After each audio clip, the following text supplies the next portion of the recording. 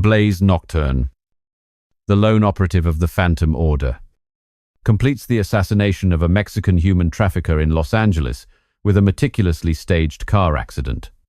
When ordered to eliminate his mentor, Elias Thorne, on suspicion of treason, Blaze is thrown into a deep internal crisis. The chapter ends with an unexpected encounter with Ryland Thorne, Elias's son, who is hurtling down a blind path of revenge, the shriek of metal, like the scream of a soul being torn apart, echoed across Highway 101 inches the dead of night. Under the flickering neon lights of Los Angeles, a city of artificial brilliance that concealed a profound darkness, a glossy black SUV sped like a phantom, its wheels slicing through the wet pavement after a brief downpour, leaving a shimmering trail that reflected the crimson glow of a Hollywood billboard. Inside, Raul Mendoza, a notorious human trafficker from the Mexican border, whose sex slavery network stretched from Tijuana to the dark streets of Beverly Hills, was sneering into his phone, his voice hoarse with cocaine and power. The new shipment is right on time. Mi amigo, Los Angeles will kneel before me. No one knew that death was lurking just around the next curve. Delivered by the cold hand of Blaze Nocturne. Blaze, a tall figure with black hair cropped sharp as a blade, and a harsh, angular face, etched with the faint scars of past operations, sat behind the wheel of a disguised freight truck. He was an artisan for the Phantom Order, a clandestine organization specializing in eliminating those beyond the law's reach. Operating in the shadows of American cities from the East Coast to the West, Blaze's past was an unhealed wound. Once an FBI agent, he had lost his wife and daughter in a bombing by a Mexican cartel 10 years ago, a reprisal for him busting their smuggling ring. Now, he lived to repay that blood debt, turning murder into the perfect, untraceable accident. His heart beat with the steady rhythm of a death clock. Fast, clean, forget, he muttered, his eyes glued to the rearview mirror, where Mendoza's reflection shimmered like his final prey. The fateful moment struck like the Grim Reaper's scythe. Mendoza sped through the curve, his SUV swerving to the right as the drunk driver, a detail Blaze had arranged with a small dose of a sedative in a drink at a bar, earlier lost control. Blaze floored the gas, ramming the truck straight into the target's rear. The impact exploded like a midnight thunderclap. Glass shattered in a rain of sharp crystal, and metal twisted into a mangled heap of scrap. Mendoza's SUV skidded across the wet road, flipped 3 times, and slammed into the concrete barrier. The sound of scraping metal tearing through the air. Flames erupted from the ruined engine, the orange blaze engulfing the cabin in an instant, reducing Mendoza to a silent pile of ash. Blaze stopped the truck 200 meters away and stepped out in a long, black leather coat. The Los Angeles night wind whipped against his face, carrying the acrid stench of burning rubber and fresh blood. He scanned the scene swiftly. No strange tire tracks, no active cameras. He had hacked and disabled them remotely with a miniature device. Mendoza's men would assume the worst. Their immortal boss was now dead in a drunk driving accident. Perfect. Blaze slipped through the roadside bushes, his muscular frame moving like a shadow, and vanished into the suburban night. He gunned a high-performance motorcycle south, the cool Pacific breeze cutting through his jacket, washing away the stench of death. At a secret garage in Long Beach, he changed into civilian clothes, burned the old motorcycle to ashes, and took a call from Vesper Kane, the head of the Phantom Order. Well done, Nocturne. The money's been transferred. Get some rest. Vesper's voice was as smooth as black velvet, but Blaze could feel the venom coiled beneath it. Like a waiting serpent, he hung up and drove a silver-gray sedan to his safe house in Malibu, where the night waves whispered a soothing but ominous lullaby. The apartment was Spartan, containing only a firm bed, a desk with a high-end encrypted laptop, and a single photograph, his wife and daughter, smiling brightly in the California sun, before the bomb turned them to dust. Blaze slumped down, opened the laptop, his fingers flying across the keyboard in a deadly dance. A message from Vesper appeared, its text a glaring red. New assignment. Target, Elias Thorne. Reason, treason. Complete within 48 hours. Blaze froze, as if a knife had been driven through his chest. Elias Thorne, his mentor, his second father, the man who had pulled him from the ashes of the cartel bombing.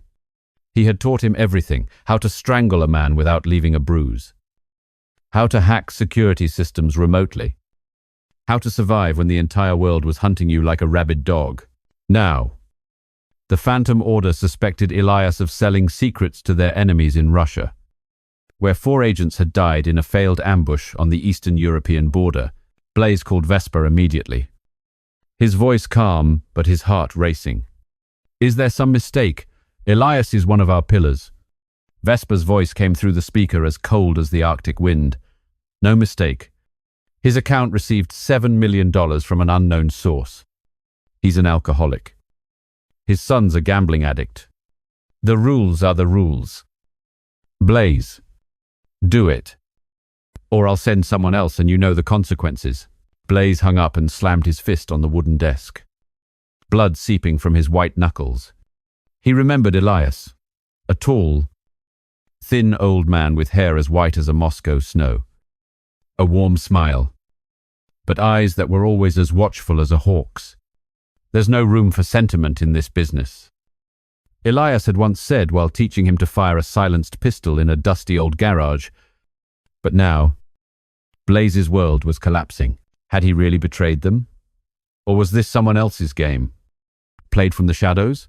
The next morning, Blaze took a domestic flight to New York, landing at JFK in a grey drizzle, the air thick with the smell of cigars and corruption.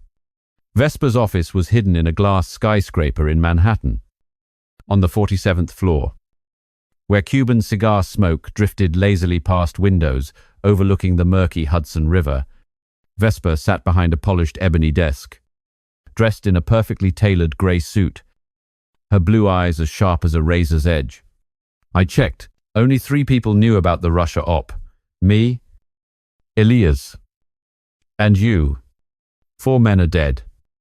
And he got paid. For the security of this organization, he has to disappear. Blaze nodded on the surface, but his mind was fractured with doubt. Back in Los Angeles, he secretly hacked into the banking system through a multi-layered VPN and confirmed the strange deposit transferred from an offshore account in Spain. There was no other choice. That night, he called Elias. Old man, you need to run. They're coming. Elias, trusting him, answered in his deep, warm voice. Thank you. Anode, meet me at the old garage. Downey. The abandoned garage in the industrial district of Downey was as dark as a tomb, lit only by the faint yellow glow of a street lamp filtering through the shattered windows. Elias arrived in a battered old Ford, stepping out with his familiar smile, his leather jacket frayed at the shoulders. Blaze, still as fast as the shadows. But Blaze was already waiting behind a rusted truck, a silenced Glock aimed straight at his chest, a small fute as the bullet pierced Elias's heart. The sound lost in the patter of rain on the leaky tin roof. Elias collapsed, his eyes wide with understanding and forgiveness. Blood pooling on the cold concrete floor. The Russia op. Wasn't it? He pulled an old pistol from his coat pocket, engraved with the words, "Justice needs no words," and held it out to Blaze with a trembling hand. Try this one. This is how it is. Blaze fired a second shot, ending it quickly. He buried Elias's body under the garage floor, digging deep in the rain with a shovel, his heart as heavy as cast lead. The rain washed the blood from his hands, but it couldn't erase the scar on his soul. The quiet funeral was held at Hollywood Forever Cemetery, under the sprawling canopy of ancient green trees, their leaves falling like the tears of heaven. Ryland Thorne, Elias's son, stood by his father's grave. He was a gaunt figure with messy brown hair, his blue eyes bloodshot from alcohol and silent grief. Ryland had once been a promising medical student, but a gambling addiction had dragged him into an abyss, forcing him to depend on his father to pay his debts. Now, he had lost everything. His house was in foreclosure, his future shattered like broken glass. "My father was murdered," Ryland whispered. His fists clenched so tight his knuckles turned white. He vowed to get revenge. His first lead being a local gang Elias had worked with on clandestine jobs. That night, Ryland opened fire on their hideout in Skid Row. The sound of gunshots echoing through the dark alleys, the smell of cordite mixing with the stench of blood. But Blaze emerged from the shadows like a phantom, his iron hand clamping down on Ryland's wrist, stopping the final bullet. "Stop. Kid, you want to die for nothing?" Ryland spun around, coming face to face with Blaze under the flickering neon light, his eyes burning with hatred. "Who the hell are you?" Blaze didn't answer, simply dragging him from the scene. His own mind, a tangled mess of contradictions. Ryland Thorne, his mentor's son, was now a ticking time bomb. Would the kid suspect him? Or would this quest for vengeance drag Blaze back into the very hell he had fought to escape? Blaze saved Ryland from an ambush by the local Los Angeles gang, revealing a part of Elias's past and deciding to train the boy to control his rage. They began practicing shooting and hand-to-hand combat in the woods outside New York, where Blaze battled with the memory of the shot that killed his master. Through vague details, suspicion about Blaze slowly began to fester in Ryland's mind. The final gunshot still echoed through the dark Skid Row alley like a whisper from death itself. The acrid smell of gunpowder and the thick, coppery scent of blood filled Ryland Thorne's nostrils, making him struggle violently in Blaze Nocturne's iron grip. His face was flushed with rage and the cheap whiskey he'd been drinking, his blue eyes flashing like blades under the stuttering neon sign of a dilapidated storefront. "Let me go. They killed my father," Ryland growled, trying to wrench himself free from Blaze's steel clamp. But the man didn't budge, the powerful muscles beneath his black leather jacket holding Ryland fast like shackles. Just outside the alley, local thugs, thieves with faded cartel tattoos on their brawny arms, rushed in from the darkness. Daggers drawn, the steel glinting under the sickly yellow streetlights. They were the remnants of a network Elias Thorne had once dismantled in his clandestine operations, now hunting his son to settle the score in blood. Blaze scanned them. 4 men, crude weapons, but as ferocious as cornered animals. "You want to die for this trash?" he whispered in Ryland's ear, his deep, powerful voice drowning out the frantic pounding of the boy's heart. Without waiting for an answer, Blaze spun around. Sweeping the leg of the first man who charged, he crashed down, his knife skittering across the cracked concrete.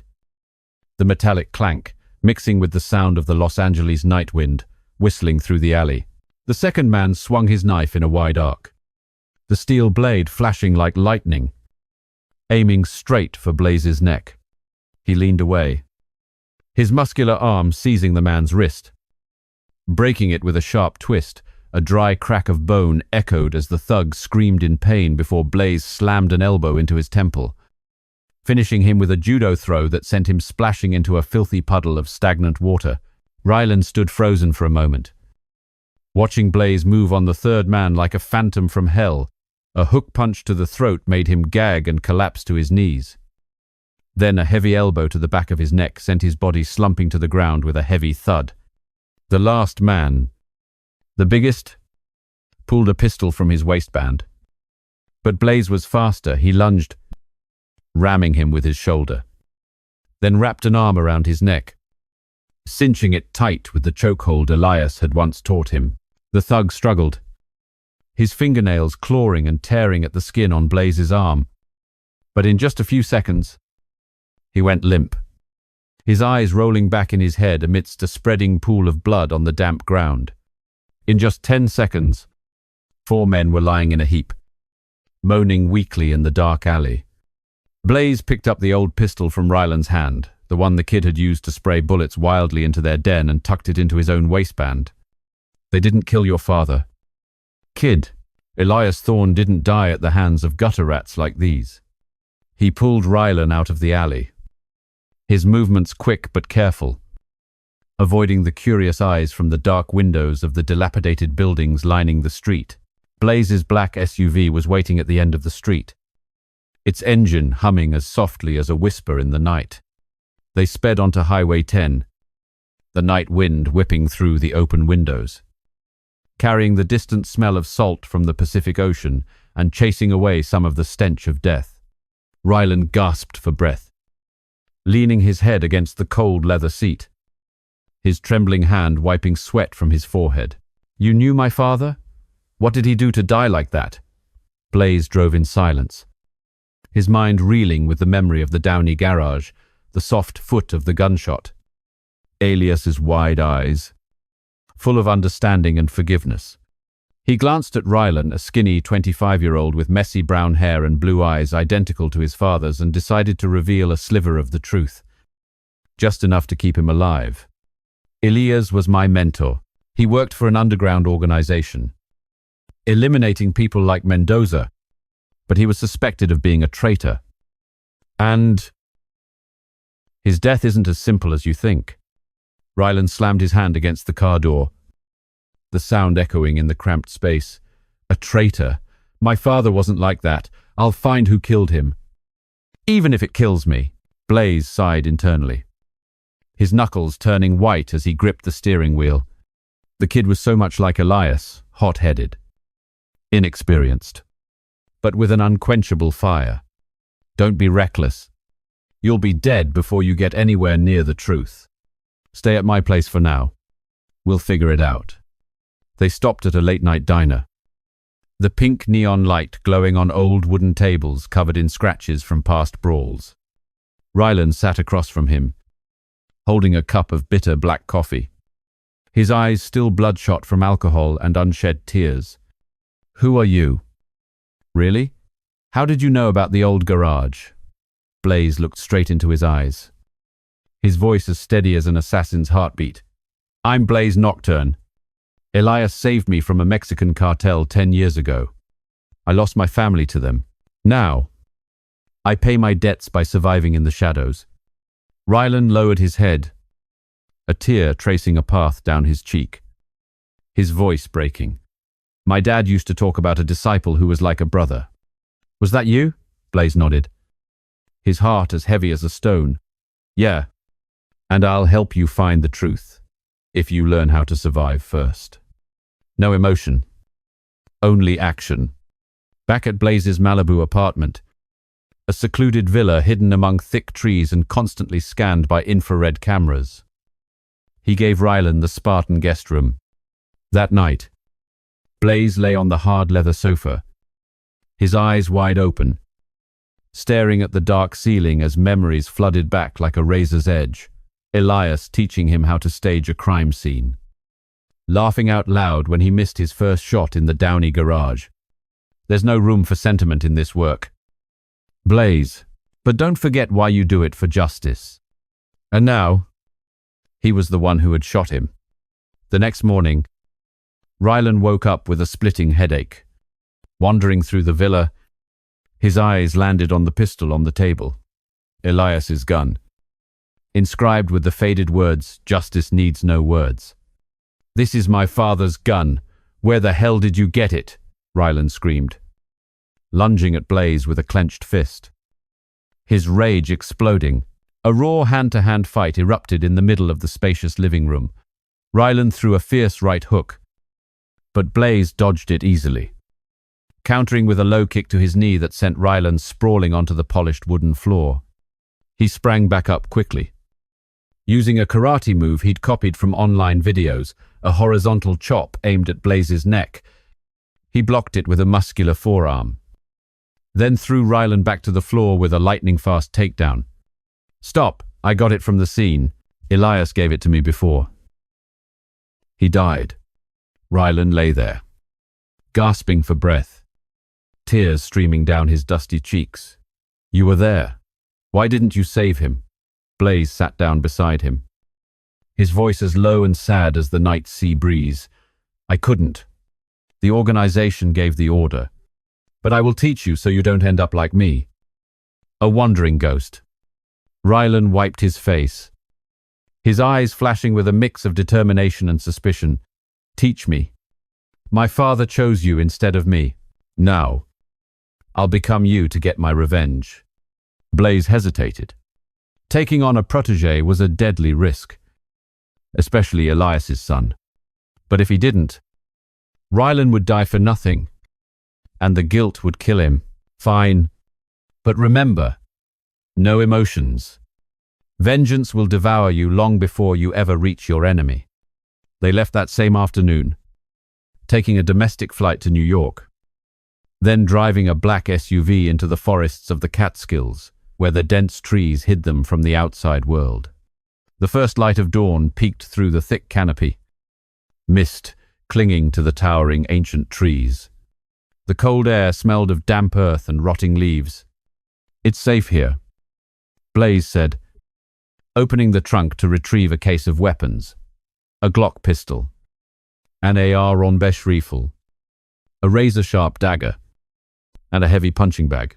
First lesson, shooting. Not just spraying bullets, but shooting to survive. He set up a target from an old beer can, 25 meters away amidst the bushes. Rylan held the Glock, his hand trembling slightly from last night's adrenaline. Hold steady. Breathe deep. Aim for the heart. His first shot missed, the bullet thudding into the rough bark of an oak tree, sending leaves fluttering down. Blaze shook his head. Again. Focus. Like Elias taught me, Rylan fired again, this time clipping the edge of the target, a fleeting smile crossing his tired face. Good. Just like your father. Blaze thought to himself, but didn't say it. A pang of guilt hitting him as he remembered the final shot in the garage. The training was as relentless as a forest storm. Blaze taught him speed reloading, switching from the pistol to the AR-15. In a real fight, you have 3 seconds. Any longer and you're dead. They practiced shooting on the move, running through the undergrowth, dodging low, thorny branches, then firing. Rylan fell a few times, his scraped knees bleeding onto the damp, decaying leaves. But he got right back up, his eyes burning. Does it hurt? Blaze asked, a rare hint of concern in his voice. I'm fine. I have to be stronger than my father. In the afternoon, they moved to hand-to-hand combat. Blaze taught him the basics: chokeholds, hooks, low kicks. Don't use brute force. Use leverage. Like darkness uses the wind. They sparred lightly. Rylan charged, throwing a wild straight punch. Blaze dodged and countered with an elbow to his shoulder. Rylan fell, panting. Again, he yelled, his eyes glowing like a Catskills forest fire. During a break beside a small fire, smoke drifting lazily through the leaves. Rylan asked about the past. How did my father teach you? Blaze stared into the crackling flames. Remembering Elias laughing in the old garage, he pulled me out of a hellhole in Mexico. Taught me how to survive. No emotion. Just the mission. Rylan nodded, but his heart was filled with rage. I'll use these skills to kill the man who hurt my father. Blaze remained silent, wondering, would the kid ever find out he was that man? As night fell, the forest turned pitch black, and they practiced close combat under the weak beam of a flashlight. Blaze attacked suddenly from the shadows, locking Rylan in a chokehold. The kid struggled, using a move he'd learned to break free, countering with a powerful kick to the stomach. Blaze stepped back, a rare smile on his face. progress. But suspicion flashed in Ryland's eyes when he accidentally revealed the scar on his hand, the one from the gunshot in the Downey garage. This scar. Where's it from? Ryland asked, his voice sharp and cold. Blaze turned away. From an old mistake. Would he dig deeper? Or would the darkness swallow them both first? The teacher and student carried out their first mission, assassinating an arms dealer in Chicago using a chokehold staged to look like a suicide. Ryland proved his mettle in an unexpected hand-to-hand fight. But Blaze received a new order from his boss. Vesper Kane, targeting a rival agent in Miami, forcing him to use Ryland as bait. Blaze's internal conflict intensified as Ryland pressed him about his father's death. The crackling campfire in the Catskills slowly died out, leaving behind embers that glowed like demonic eyes in the darkness. And Ryland Thorne couldn't sleep. He lay curled up in his damp sleeping bag, his mind racing over the scar on Blaze's hand, a faint line, strangely shaped like a bullet had torn through flesh. From an old mistake, he'd said. But Blaze's voice had trembled slightly then, like a whisper of wind through dead leaves. Ryland clutched the training dagger in his hand, the cold steel pressing into his palm, and wondered, what mistake? And why did this man, this ghost, know so much about his father's death? Early the next morning, while mist still shrouded the canopy, Blaze woke him with a shove to the shoulder. Get up. Kid. First mission. Chicago. No time for doubt. Ryland sat up, his eyes bloodshot from lack of sleep. But the fire of determination still burned. If you're hiding something from me, I'll find it myself. But for now, teach me how to kill. They took an early flight from Albany, the plane slicing through grim, warning like grey clouds, and landing at Chicago O'Hare amidst a bitter wind from Lake Michigan that carried the sharp tang of lake water and industrial smoke. The Windy City, famous for its dark grey cobblestone streets, had now become an underground battlefield beneath its bustling tourist veneer. Blaze rented a glossy black SUV and drove through the South Side, a place where dilapidated concrete buildings were crammed next to cheap bars, their pink and purple neon lights sweeping across the damp pavement after a drizzle. Target, Marcus Flint, an arms trafficker from Mexico. His stash of illegal AK-47 seconds is in an abandoned warehouse by the lake. The plan, strangle him, hang him from a rafter, make it look like suicide over debt. Blaze spoke concisely, his eyes glued to the digital map on his phone. His voice was steady, but his heart was heavy with worry. Ryland was still green, and one small mistake could make him the next corpse. They parked on a pitch-black side street. Opposite the warehouse, a bleak concrete block with a rusted roll-up door and graffiti splotched like old wounds. A steady rain enveloped the south side, turning the pavement into a mirror reflecting the flickering neon from a nearby bar. The distant sound of jazz mingling with the rhythmic crash of the lake's waves. Inside the car, the air was heavy, broken only by the steady drumming of rain on the windshield and Ryland's ragged breathing. Blaze raised a pair of infrared binoculars.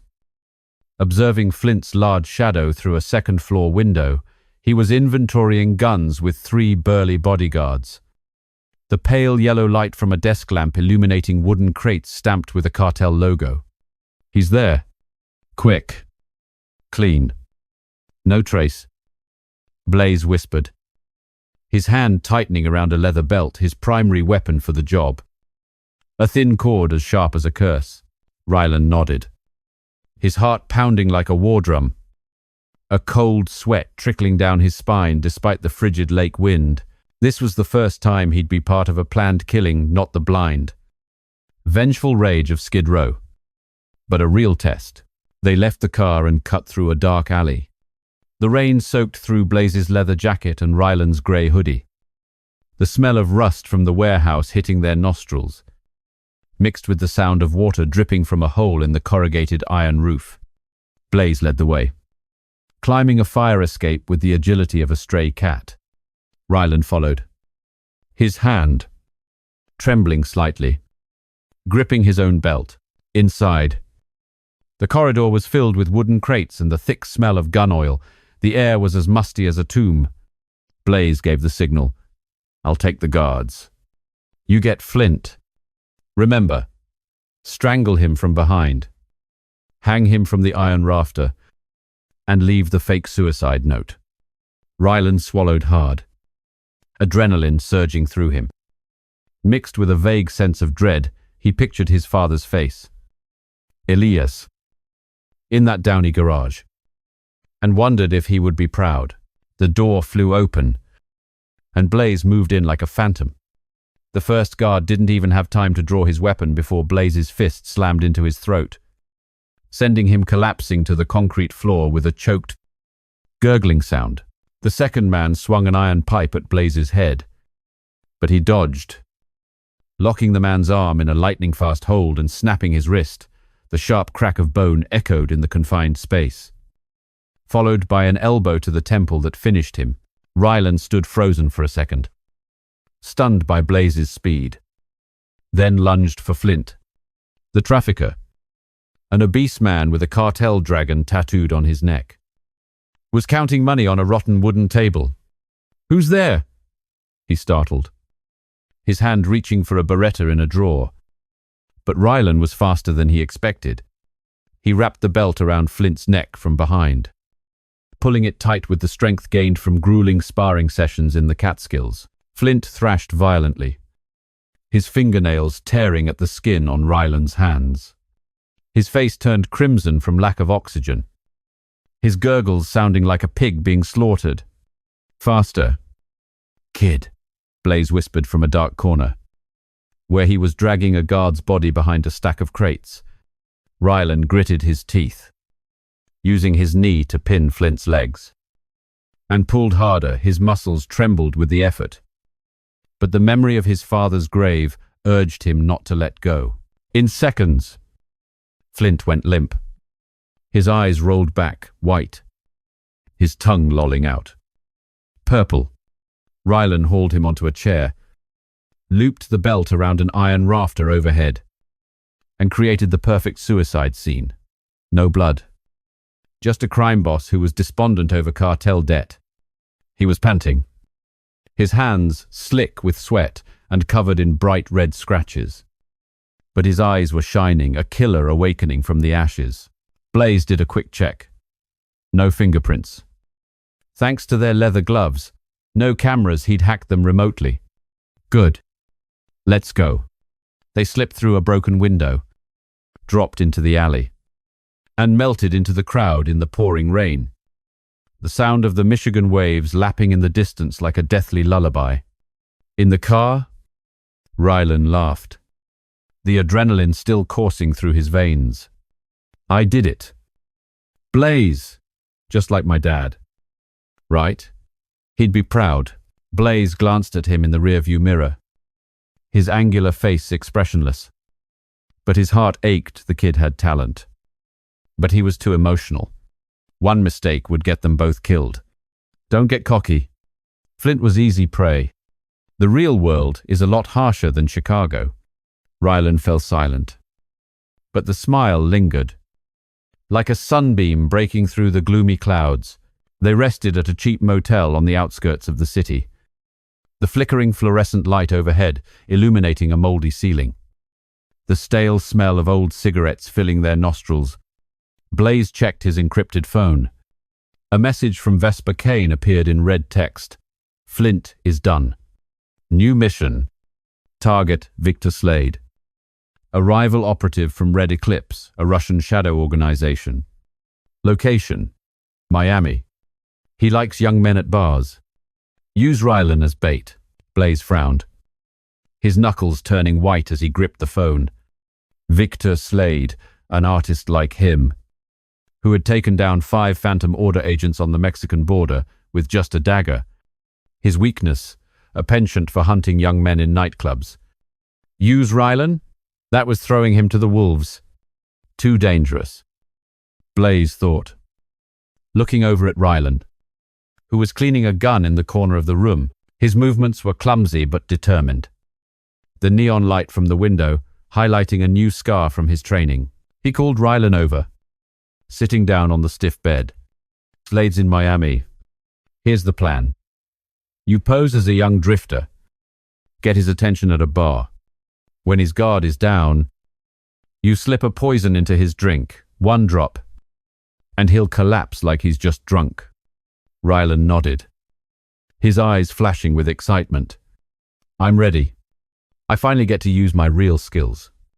But then he paused, his voice dropping low, sharp as a knife. "Blaze, about that garage. You were there when my dad died, weren't you? Why won't you tell me everything? What were his last words? And that scar on your hand, was that from the gunshot?" Blaze froze, the memory of the Downey garage flooding back, Elias handing him the engraved gun, his eyes full of forgiveness before the second shot. "He told me to survive, and that justice doesn't need words." Rylan stared at him, suspicion glinting like a blade in the darkness. "You're hiding something. I can feel it. If you were involved."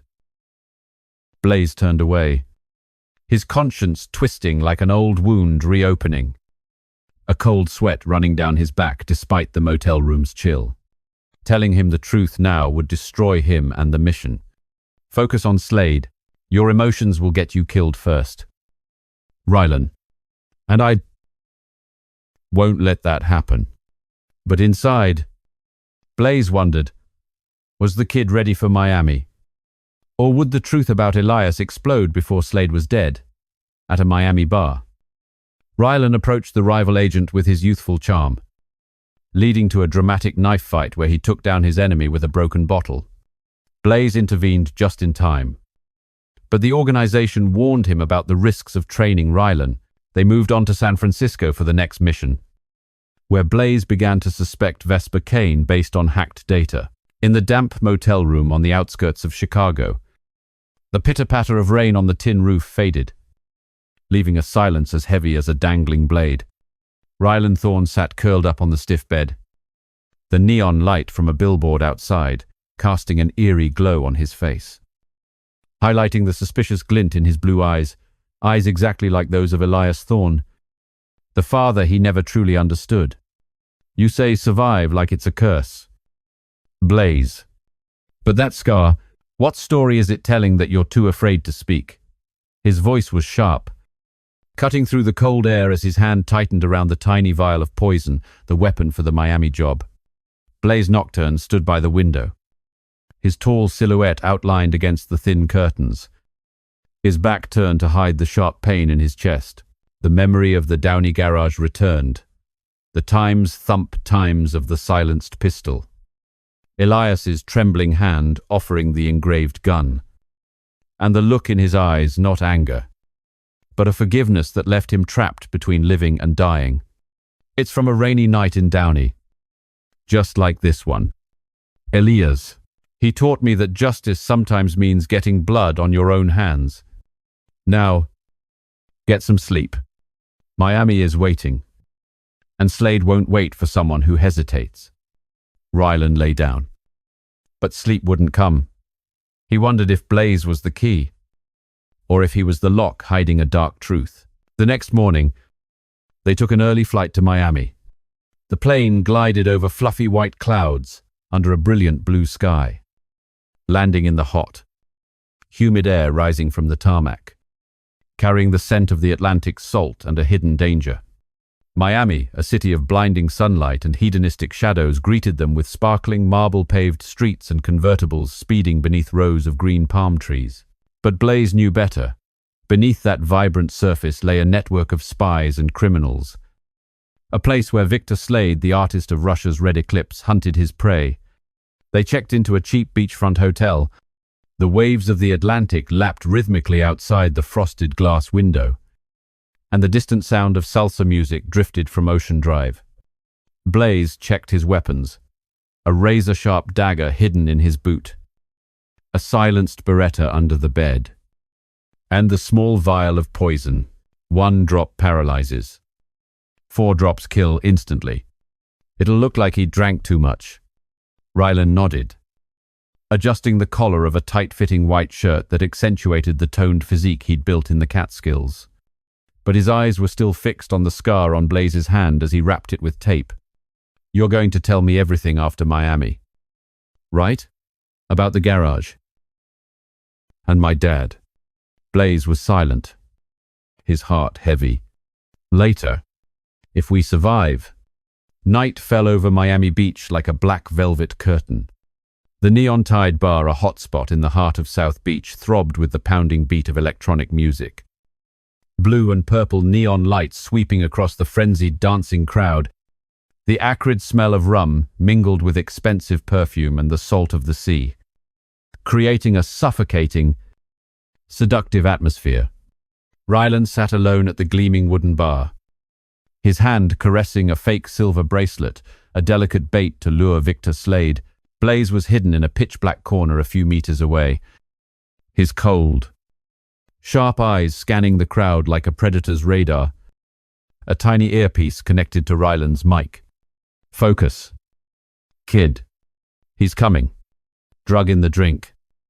1 drop only. Don't let your emotions get in the way." Blaze's voice whispered through the earpiece, taut as a bowstring, his gut tight with a worry, still haunted by the memory of Elias. Victor Slade entered like a ghost from the cold of Russia, tall with neatly slicked-back blonde hair, a grey suit hugging his powerful frame, and grey eyes that glinted with the cunning of a professional killer. He had once taken down 6 Phantom Order agents with nothing but a dagger. His only weakness, a taste for young men in bars just like this one. Rylan took a sip of his non-alcoholic cocktail, accidentally glancing at Slade with a seductive smile he'd practiced at the Chicago motel rehearsal. The silver bracelet glittered under the neon lights, catching Slade's eye instantly. He smiled and approached, his voice a low rumble with a heavy Eastern European accent. "Nice bracelet. Kid. From Moscow?" Rylan turned, feigning surprise, his heart pounding but his voice calm. "A gift from an old friend. You come here often?" "I'm Rylan." Blaze tightened his grip on the vial of poison in his leather jacket pocket, a cold sweat trickling down his spine despite the cool blast of the air conditioner. The plan was simple. Rylan offers Slade a drink, puts 1 drop in the glass. The drug would paralyze him in minutes. But Rylan, instead of following orders, let the adrenaline from the Flint job take over. He laughed loudly, striking up a long conversation about life in Miami, dragging out the time as if trying to prove himself. "Stop talking. Do it now," Blaze growled through the earpiece. But Rylan, overconfident, ignored him. Slade, as cunning as a Russian wolf, invited Rylan to a more discreet VIP area, where red velvet curtains blocked the view. "It's too loud here. Come with me, kid." Rylan nodded, getting up to follow Slade into the hidden corner, where the dim light from a crystal chandelier cast a glow on deep red leather seats, the pounding music drowning out all other sounds. Blaze followed from a distance, weaving through the dancing crowd, his heart beating faster than ever. If Rylan failed, they'd both become targets for the Red Eclipse, and he would never forgive himself. In the VIP area, Slade's tone suddenly changed, his smile vanishing as night swallows the moon. "You're no civilian, are you? You reek of killer." He drew a dagger from his sleeve, the thin steel blade glinting in the dim light, 8 inches long and etched with the symbol of a ferocious Russian bear. Rylan flinched, the wine glass shattering on the marble floor, shards glittering like fallen stars. The fight exploded in a flash. Slade lunged, slashing at Rylan's chest. The kid dodged back, his back hitting a glass table, but the knife grazed his shoulder, tearing his shirt. Dark red blood seeping onto pale skin. Rylan cried out in pain and kicked low at Slade's knee, but he blocked it with a muscular calf. Countering with a hook punch to the jaw, the sound of flesh and bone echoed as Ryland fell backward, rolling across the alcohol-soaked floor. The sharp smell of rum flooding his nostrils. Blaze, watching from the darkness beyond the curtain, wanted to rush in, but he held back, clenching his fists until his knuckles turned white. This is your test. Rylan, survive it. Rylan, gasping for air, his vision blurring from the pain. Fumbled for a broken wine bottle, a shard of glass with a razor-sharp edge from a nearby service tray. Slade smirked and lunged again. The dagger aimed straight for his heart.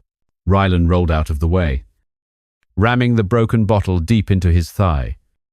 The jagged edge, twisting into muscle blood, sprayed like a fountain, staining the grey suit pants red. Slade roared in pain, the dagger clattering to the floor. But he didn't fall. His other hand shot out and clamped around Ryland's throat, lifting him off the ground. You're dead. Kid, Ryland struggled, driving his knee into Slade's gut, then twisted the bottle deeper into his thigh, pulled it out, and stabbed it into his shoulder. Blood splattered across the red velvet wall as Slade let go and collapsed, his eyes rolling back in a spreading pool of blood on the polished marble floor. Ryland stood up, trembling, the broken bottle falling to the floor with a sharp clink. Blaze burst through the curtain, dragging him out of the VIP section just before the crowd's screams brought security running. You idiot! Why didn't you use the drug?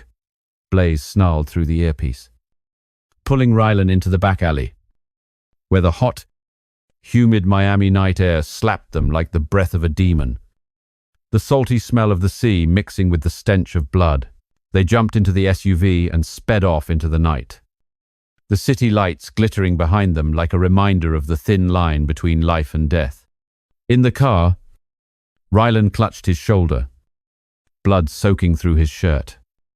But he was laughing. I did it. Blaze, I killed him with my bare hands. No drugs needed. Blaze glanced at him, his angular face a mask of anger and worry. You almost died because of your ego. Slade isn't Flint. And next time, you follow my orders, or I'll leave you behind. They returned to the beachfront hotel, the Atlantic waves crashing against the shore outside the window like the whisper of death. Blaze bandaged Ryland's wound with a first aid kit, his hands shaking slightly, a rare sight. You've got talent, but no discipline. The organization won't forgive mistakes. Ryland lowered his head, but his eyes still blazed with fire. I wanted to prove to my father. He would have been proud. Blaze fell silent, the memory of Elias flooding back. He had once warned him about pride. It kills faster than any knife. That night, a message from Vesper Kane lit up Blaze's phone. Slade is done, but using the kid is a huge risk. Nocturne. Don't let emotion compromise you. New mission, track Harlan Crow, a financial fraudster in San Francisco. He's a gambling addict. Easy to approach. Make it clean. Blaze frowned, a sense of unease rising like the tide.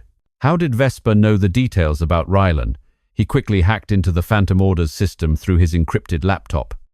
Data flashed across the screen, a strange transfer from Vesper to an account in Russia, coinciding with the ambush that killed the other agents. What is he hiding? Blaze thought, his heart pounding. Suspicion about his boss began to take root, like a crack in a windshield before the San Francisco storm. The next morning, they took an early flight to San Francisco. The plane glided through white clouds under a grey sky, descending into the thick fog that shrouded the Golden Gate Bridge, a glittering icon of faint yellow lights. The air was cold, the smell of sea salt and roasted coffee hitting them as they left the airport. In the rental car, Blaze glanced at Rylan, who was fast asleep, the white bandage on his shoulder stark against his skin. You okay? Kid? Rylan woke up and nodded. Ready. Who's Crow? Blaze gave him a brief rundown on the target. A swindler who'd stolen millions from investors, but his heart was heavy. The hacked data haunted him. Was Vesper involved in Elias's death? And if so, what was he supposed to do with Rylan, the son of the mentor he'd killed? The San Francisco fog swallowed the car. A silent warning of the secrets about to explode. The assassination of the financial fraudster in San Francisco failed, leading to a chaotic firefight across rooftops and ventilation ducts. Blaze and Rylan barely escaped. But Rylan's wounds and mistakes led Blaze to discover that an agent presumed dead in Mexico was still alive, sowing seeds of doubt about Vesper. The chapter closes with a confrontation on an airport bus, hinting at a conspiracy involving Elias. The San Francisco fog clung to the rental car like a skeletal hand, swallowing the steep streets and the distant Golden Gate Bridge, which glittered with faint yellow lights. Blaze Nocturne drove with his hands clenched on the steering wheel. The salty smell from the bay mixed with the cold air seeping through the cracked open window. But he felt nothing but the unease that had been growing since he'd hacked the data last night. A strange transfer from Vesper Kane to Russia, coinciding perfectly with the fatal ambush Elias Thorne had been blamed for. He knows too much about Rylan, Blaze thought, glancing at the kid sleeping soundly in the passenger seat. The wound on his shoulder from Miami, still a white bandage under his grey hoodie. Rylan Thorne woke up as the car stopped at a dingy motel by the bay. The flickering fluorescent light illuminated his face, highlighting his tired blue eyes. Who's Crow? And this time, are you going to tell me more about the garage? His voice was a mix of challenge and exhaustion, his hand unconsciously touching the new scar on his shoulder, a souvenir from the broken bottle at Neon Tide. Blaze Seahith, opening the trunk to get the weapons case. Harlan Crow, financial con man, siphoned millions from naive investors. He's a gambling addict, easy to access in his Mission District penthouse. The plan, an overdose, made to look like a drug-induced shock. But first, Elias used to say, doubt is a double-edged sword. Don't let it cut you before it cuts the enemy. Rylan nodded, but his gaze sharpened. He told you that. Not me. Now tell me, the scar on your hand, is it from Downey? Blaze remained silent, his guilt as thick as the fog outside. He led the kid into the musty motel room, where the smell of burnt coffee mixed with the drone of trucks from the highway. He spread a digital map on the scarred wooden table, pointing to Crow's lavish penthouse. After the mission, focus on surviving first. They ran through a quick training session in the motel's backlot. How to inject the drug without a trace, using a tiny needle hidden in a pen. How to evade security cameras with a jamming device. Rylan was a fast learner, his grip on the needle steady. But every time he looked at Blaze, he asked, "How did my father die? You saw everything, didn't you?" Blaze dodged the question, his voice low. Later. Kid. San Francisco doesn't forgive distractions.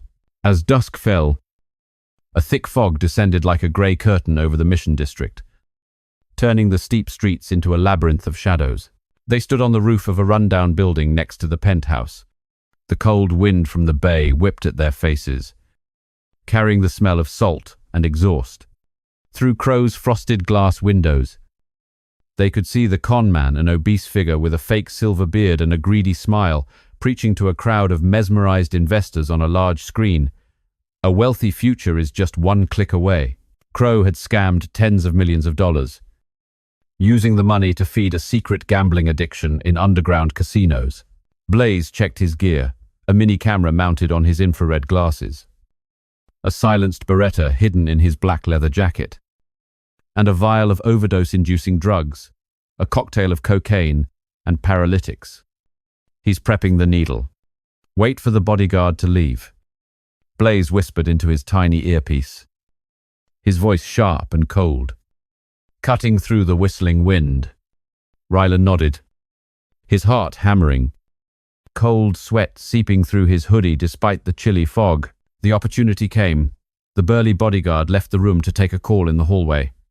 Blaze picked the glass door's lock with a tool as thin as a razor blade, and they both slipped in like ghosts. The air thick with the smell of cheap perfume and stale cigarette smoke from scattered butts. The penthouse inside was lavish. A crystal chandelier sparkled. A deep red Persian rug stretched across the floor, and a crowd of investors sat in rapt silence, hanging on every word of the sermon. Crow, preparing a syringe on a polished walnut table, jerked his head up. "Who's there?" he yelled, his hand trembling as he reached for the needle. But Blaze shot forward like a lightning bolt, clamping a black, leather-gloved hand over the man's mouth, his muscles tightening like an iron vise. The foul, sweaty stench of Crow filled his nostrils. Rylan rushed forward, the vial ready to inject into Crow's neck. But unexpectedly, the conman thrashed violently, ramming an elbow into Blaze's stomach, forcing him back a step. The syringe clattered onto the marble floor and shattered the sedative mixed with Crow's cocaine, creating a sudden chemical reaction, fizzing up like a curse. "He's on adrenaline blockers! The sedative won't work!" Ryland screamed in panic, his voice echoing in the closed room, his heart pounding like a war drum. The plan had fallen apart in an instant. Blaze gritted his teeth and switched to the backup plan, strangulation. He wrapped a cord from his jacket pocket around Crow's neck, pulling it tight with the strength honed from hundreds of missions. While Rylan pinned the man's legs with his knees, Crow collapsed, his face turning purple, his eyes rolling back in his head as he lay in a spreading pool of sweat and urine on the crimson carpet. But the noise, a toppled chair and muffled screams, had alerted the bodyguard. The door burst open. The bodyguard drew a Glock and fired instantly. The bullet grazed Blaze's shoulder, ripping through his leather jacket. Blood seeped out, a dark red stain on the white carpet, the metallic tang of it spreading through the air. "Run!" Blaze roared, rolling across the floor and pulling out his silenced Beretta. He fired back 2 soft times thumps times, hitting the bodyguard in the chest. The man fell backward with smoking holes in his shirt, blood spraying across the floral-patterned wallpaper. But the gunshots had triggered the alarm. Sirens wailed throughout the penthouse, and red lights flashed like a burning hellscape. Crow's lackeys, 6 bodyguards in black suits, armed with MP5 submachine guns, stormed in from the hallway, bullets whizzing past and embedding themselves in the walls. They shattered the crystal chandelier, sending a deadly rain of diamond-like shards down, a piece digging into Blaze's back with a searing pain. "With me! The window!" he yelled, leaping through the shattered glass frame, pulling Rylan along with a thin backup rope. They slid down onto the adjacent roof, the strong San Francisco wind whipping their faces. The fog obscured their vision but couldn't hide the sound of bullets chasing them from above. A round severed the rope mid-descent, and they both fell 3 stories onto a cold tin roof, rolling across the damp concrete. Ryland's shoulder slammed into it with a sickening crack, pain shooting through him like an electric shock. The fight wasn't over. The bodyguards leaped from the window after them, machine guns firing from above, bullets sparking off the roof, the acrid smell of burnt metal filling the air. Blaze rolled to avoid the shots, firing back twice and hitting one man in the leg. He tumbled from the roof into the alley below, his agonized scream echoing up from the fog. Rylan, his hand trembling with pain, drew his Glock and fired back, missing the first shot in the thick fog. But the second tore into another man's shoulder, causing him to stagger and fall with a muffled cry. "Good. Hold your position," Blaze yelled. But a stray bullet slammed into his thigh, blood spreading across his black jeans. He gritted his teeth, lunged forward, and used his combat knife to slit the throat of the nearest man in a spray of warm, metallic-smelling blood. They ran across the interconnected rooftops of the high-rises, leaping over the dark chasms between buildings. The wind howling like a demon from the bay. The fog swallowed the sound of their pursuers' footsteps. But then a mistake happened. A single screw fell from Ryland's tool pouch, clattering across a patch of broken glass and stopping right in a window crack. The remaining bodyguard picked it up, his eyes flashing with suspicion. "Intruders! Get the chopper!" he yelled into his radio, his voice cutting through the wind. Ryland panicked, raising his gun to shoot from a distance. But Blaze stopped him with a light slap on the shoulder. "Run! Don't waste the bullet, this was your screw-up!" They scrambled into a narrow ventilation duct on the roof, the smell of rust and dust filling their nostrils. The space was pitch black, filled only with the sound of their ragged breaths and the distant echo of gunfire. "Crawl." "Kid, don't look back," Blaze whispered, pushing Rylan ahead of him. Blood from the wound in his thigh seeped down to his knee, each movement feeling like a knife's cut.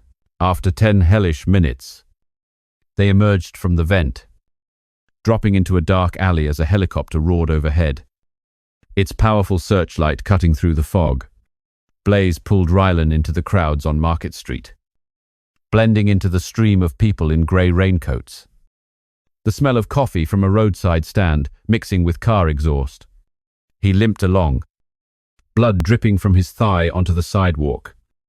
But he hid it by slinging an arm around Ryland's shoulder like a brother. They slipped into a nearby abandoned shop. Darkness, shrouding the dusty shelves. Blaze collapsed, bandaging his wound with a strip of cloth torn from his shirt. "You dropped something. A fatal mistake. Ryland, next time, check your pockets before you jump." His voice was tight, filled with anger, but also concern. Was this kid becoming a liability, or the only hope for his soul? Rylan hung his head, his face pale in the streetlight filtering through a broken window. I'm sorry. I just wanted to end it quickly. To prove myself.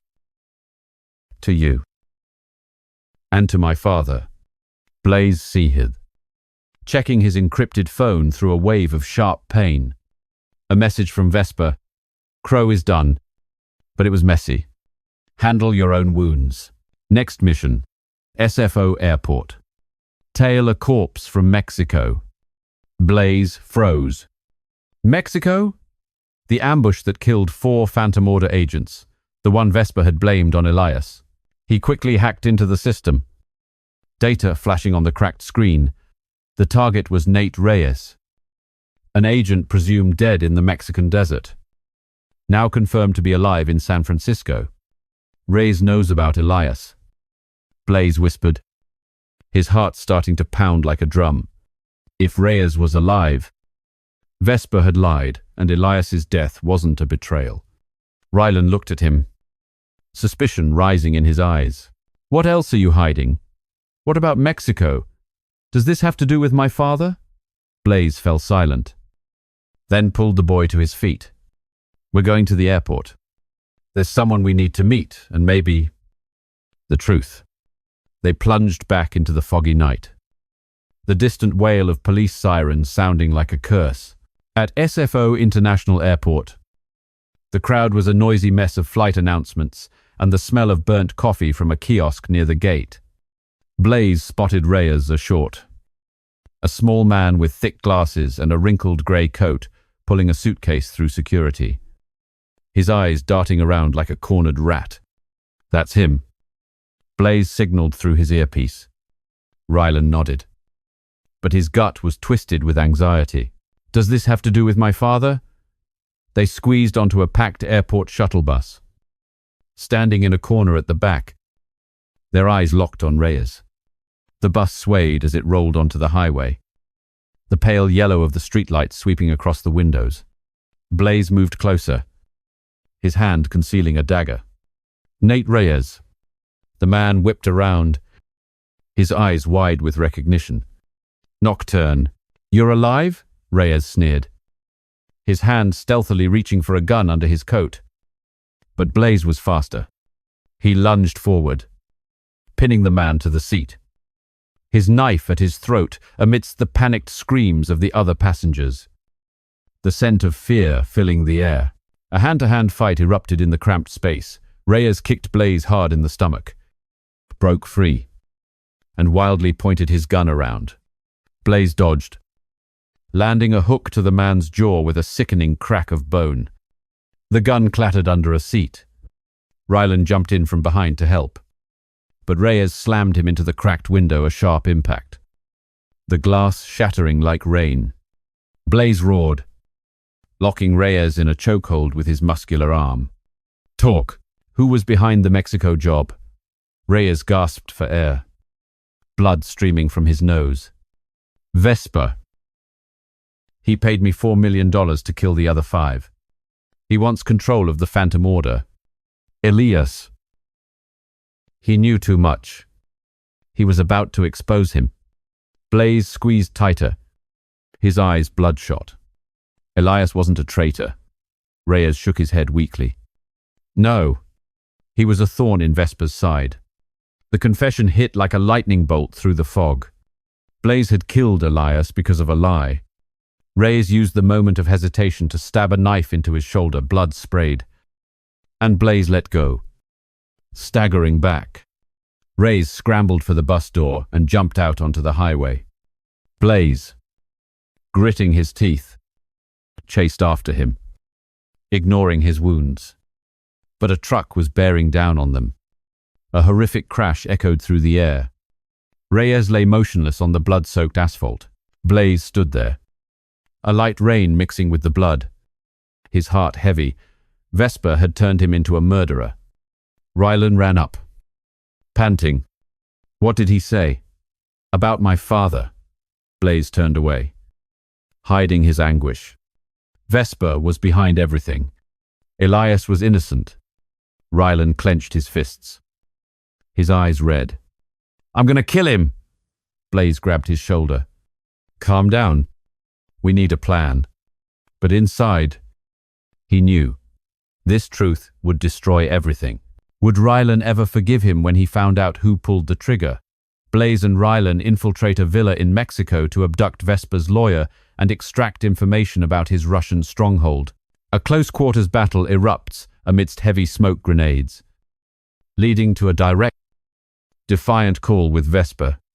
Rylan presses Blaze to reveal more about his father. But Blaze continues to hide the painful truth, fracturing the trust between them. A light rain was still falling on the highway leading away from SFO, smearing the windshield with streaks of water under the pale yellow streetlights, like bloodstains that wouldn't dry from Nate Reyes's confession. Blaze Nocturne drove the rented sedan at a steady speed. The wounds in his shoulder and thigh from the crow job still throbbed with pain every time he shifted gears, blood seeping through the makeshift bandages and staining the leather seat. But he hid it by gripping the steering wheel until his knuckles turned white. In the passenger seat, Rylan Thorne sat hunched over, his hand clenched around his Glock, his blue eyes bloodshot and filled with hatred after Reyes's words echoed in his mind. Vesper Kane was behind everything. Elias Thorne was innocent.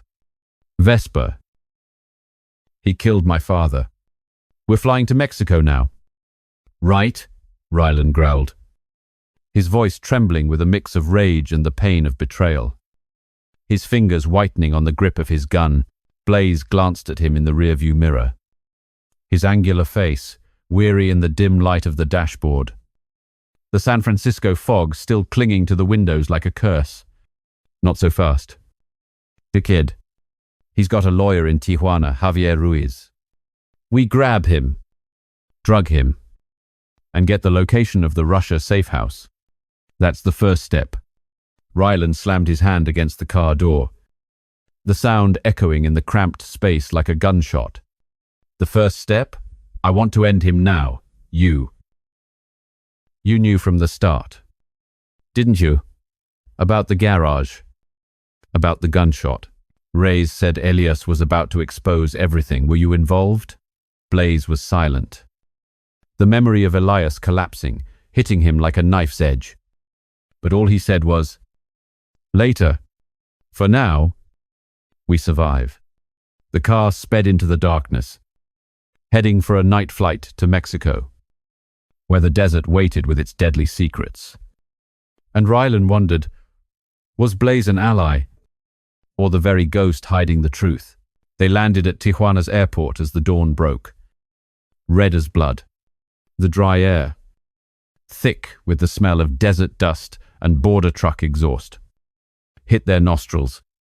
The harsh Mexican sun beat down on craggy hills that looked like a demon's teeth. Javier Ruiz's villa was hidden on the outskirts of Tijuana, a fortress with 3-meter-high walls topped with barbed wire and watchtowers sweeping infrared beams. A sparkling blue pool glistened under the sun, concealing an underwater camera system. Blaze and Rylan lay in ambush on a high ridge. Watching through binoculars, neon lights from the villa lit up the backyard. Guards in black patrolled with AK-47 seconds slung over their shoulders. And the faint scent of tequila and cigar smoke from the lavish villa drifted on the desert wind. Ruiz is on the second floor. In his office. We grab him. Drug him. Get the code for Russia. Blaze whispered, his voice as cold as the desert wind. Checking his gear, a razor-sharp dagger hidden in his boot. A silenced pistol.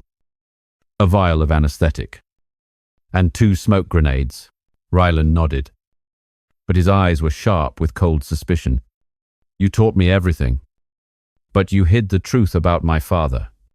If Vesper told you to kill him, would you have done it? And that scar on your hand, that's from Downey, isn't it?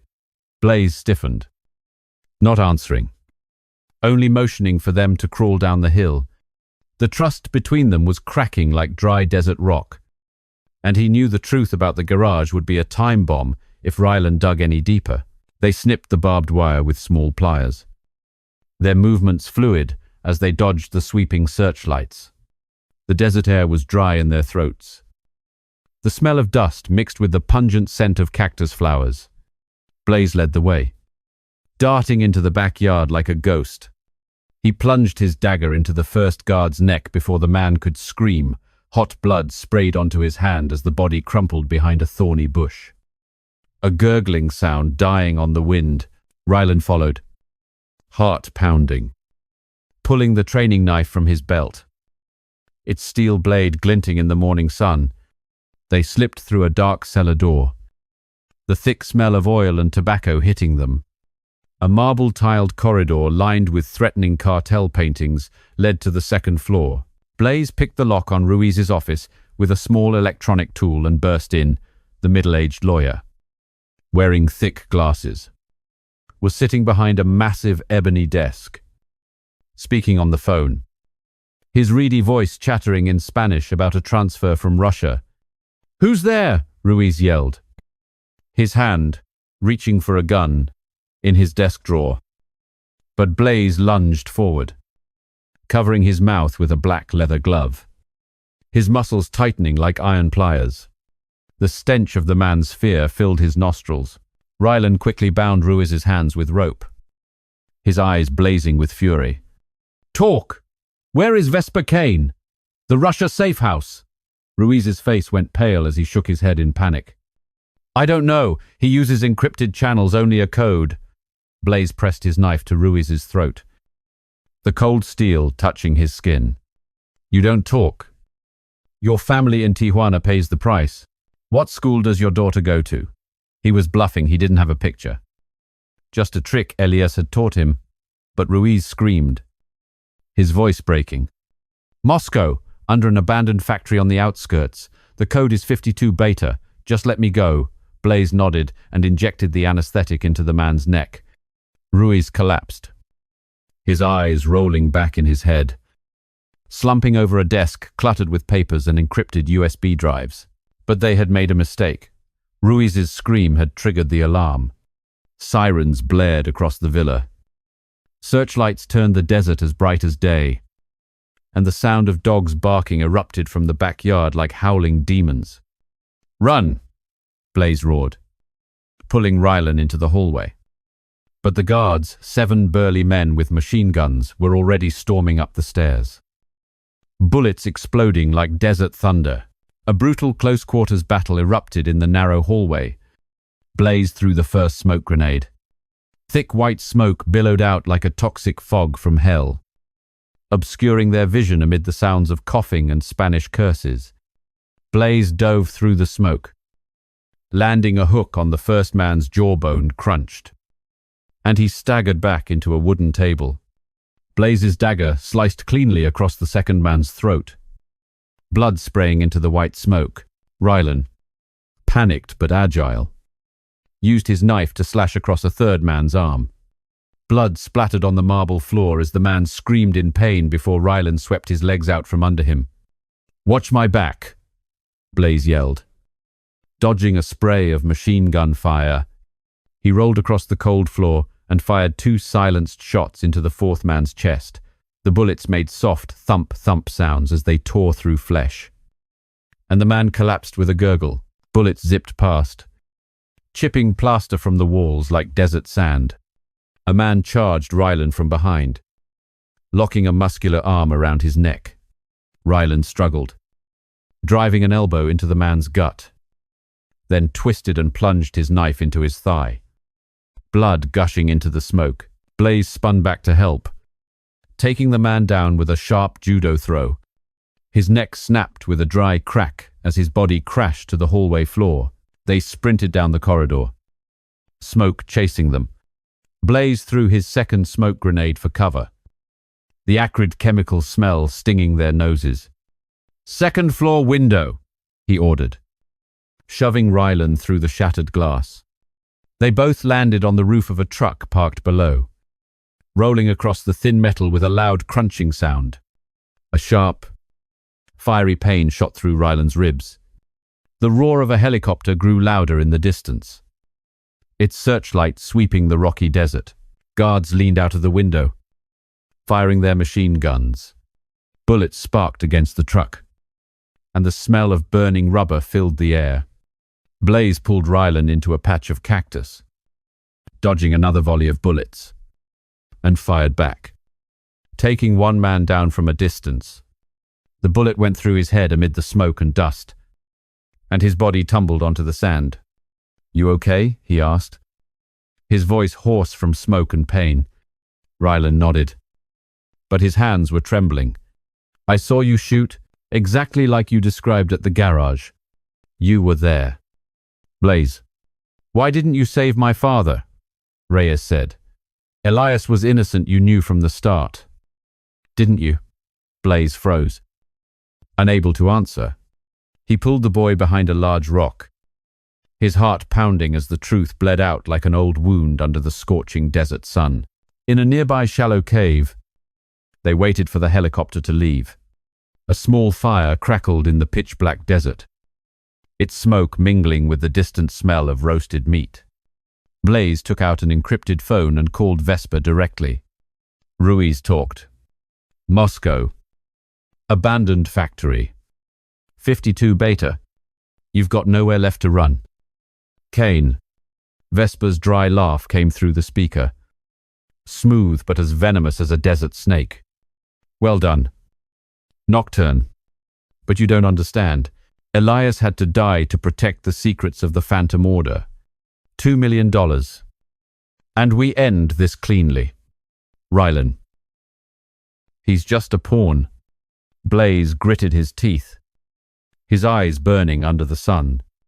"Your money is worthless paper. I want justice for Elias." He hung up and threw the phone into the fire. But Rylan had heard everything, his face as white as dry sand. "He knows who I am?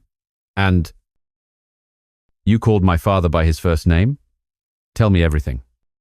"Blaze, did you shoot him?" "That scar, it's from Downey." Blaze turned away, his voice as low and mournful as the desert wind. "I was set up. Rylan. Vesper manipulated everything, the Mexico job, the fake money. I tried to warn him, but I wasn't fast enough." Rylan clutched his knife, his eyes flashing with cold suspicion. "You've been hiding this from the start. If you're the one who killed my father, I'll end you myself in Russia." Blaze was silent, his guilt as vast and barren as the desert. The sun burning his wounds. Trust was shattered. But the journey wasn't over. Moscow was waiting with blood and betrayal. The desert wind hissed through the rocks. Like Elias's whisper from that distant garage in Downey.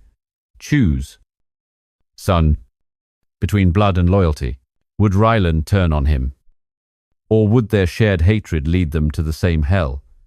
The teacher and student would attack Vesper's convoy on a snowy Moscow road, using a truck and a bus to trigger a chaotic firefight. They would corner and eliminate Vesper in a brutal hand-to-hand battle. But Vesper's dying confession would reveal that Blaze was the one who killed Elias. Ryland would turn his gun on Blaze, forcing him to choose between justice and loyalty. The Mexican desert wind still hissed through the shallow cave, carrying the scorching heat and the smell of the dying fire. But Ryland Thorne felt nothing but a coldness spreading from his heart. He sat hunched by the embers, dagger held tight in his hand, his cold blue eyes fixed on Blaze Nocturne, the man who was like a ghost, now showing cracks in his iron shell. Were you set up? Or were you just part of the lie? Ryland's voice was hoarse. A mix of hatred and the pain of betrayal. His knuckles were white as he gripped the knife, its steel blade glinting in the red desert sunset. Blaze sat across from him, the wound on his thigh bleeding into the sand, his angular face shadowed by the flickering flames. But he didn't look away. The memory of Elias falling in the Downey garage flooded back, the soft thump of the gunshot, his father's trembling hand offering him the engraved pistol, and his final whisper, "Justice needs no words. But loyalty does. I didn't want to kill him." Ryland. Vesper manipulated it, the fake money, the setup in Mexico, but I pulled the trigger. That's on me, Blaze whispered, his voice as deep as the desert wind, his heart heavy as dry sand. Ryland shot to his feet, aiming the knife. Then prove it. In Moscow. If you save me again, I'll believe you. If not, this knife will finish what your bullet started. They fell silent. The fire died completely, leaving only the sound of the wind, hissing like a warning. The flight to Russia was waiting, but now a chasm lay between them. Would loyalty win? Or justice? 2 days later, Moscow snow fell thick as a blanket of white knives, turning the suburbs into a frozen labyrinth under a faint moon. The abandoned factory stood like a grey concrete fortress, its old smokestacks reaching for the pitch-black sky. Blaze and Ryland hid behind a crumbling brick wall, their breaths turning to white mist in the skin slicing. Frozen air, their eyes were glued to Vesper Kane's armored convoy, leaving the underground base code 52 Beta had led them here. And now it was time to end it. 6 glossy black SUVs, their headlights cutting through the night like the Grim Reaper's scythe, their engines roaring in tune with the wind whistling through the rusted factory smokestacks. Blaze, wearing a heavy fur coat that concealed his wound, did a final weapons check, an M4 rifle with a silencer, the dagger Elias had given him engraved with "Justice needs no words," and 3 explosive grenades. He's in the middle car. Hit them fast. No escape, he whispered, his voice hoarse from the cold and the torment of the desert that still haunted him, his hand gripping the M4 until it hurt. Ryland, his eyes bloodshot from lack of sleep and hatred, nodded, tightening his grip on his Glock. But the look he gave Blaze was now filled with a sharp distance. "Are you sure Vesper's the one behind this? Or are you hiding something else from me?" "About the garage. About the gunshot." Blaze didn't answer, only clapped him on the shoulder, a familiar gesture that now felt like a silent apology in the falling snow. Ryland's suspicion was like accumulating snow, ready to become a blizzard. The plan had been meticulously prepared over 2 days of hiding in a damp suburban Moscow apartment.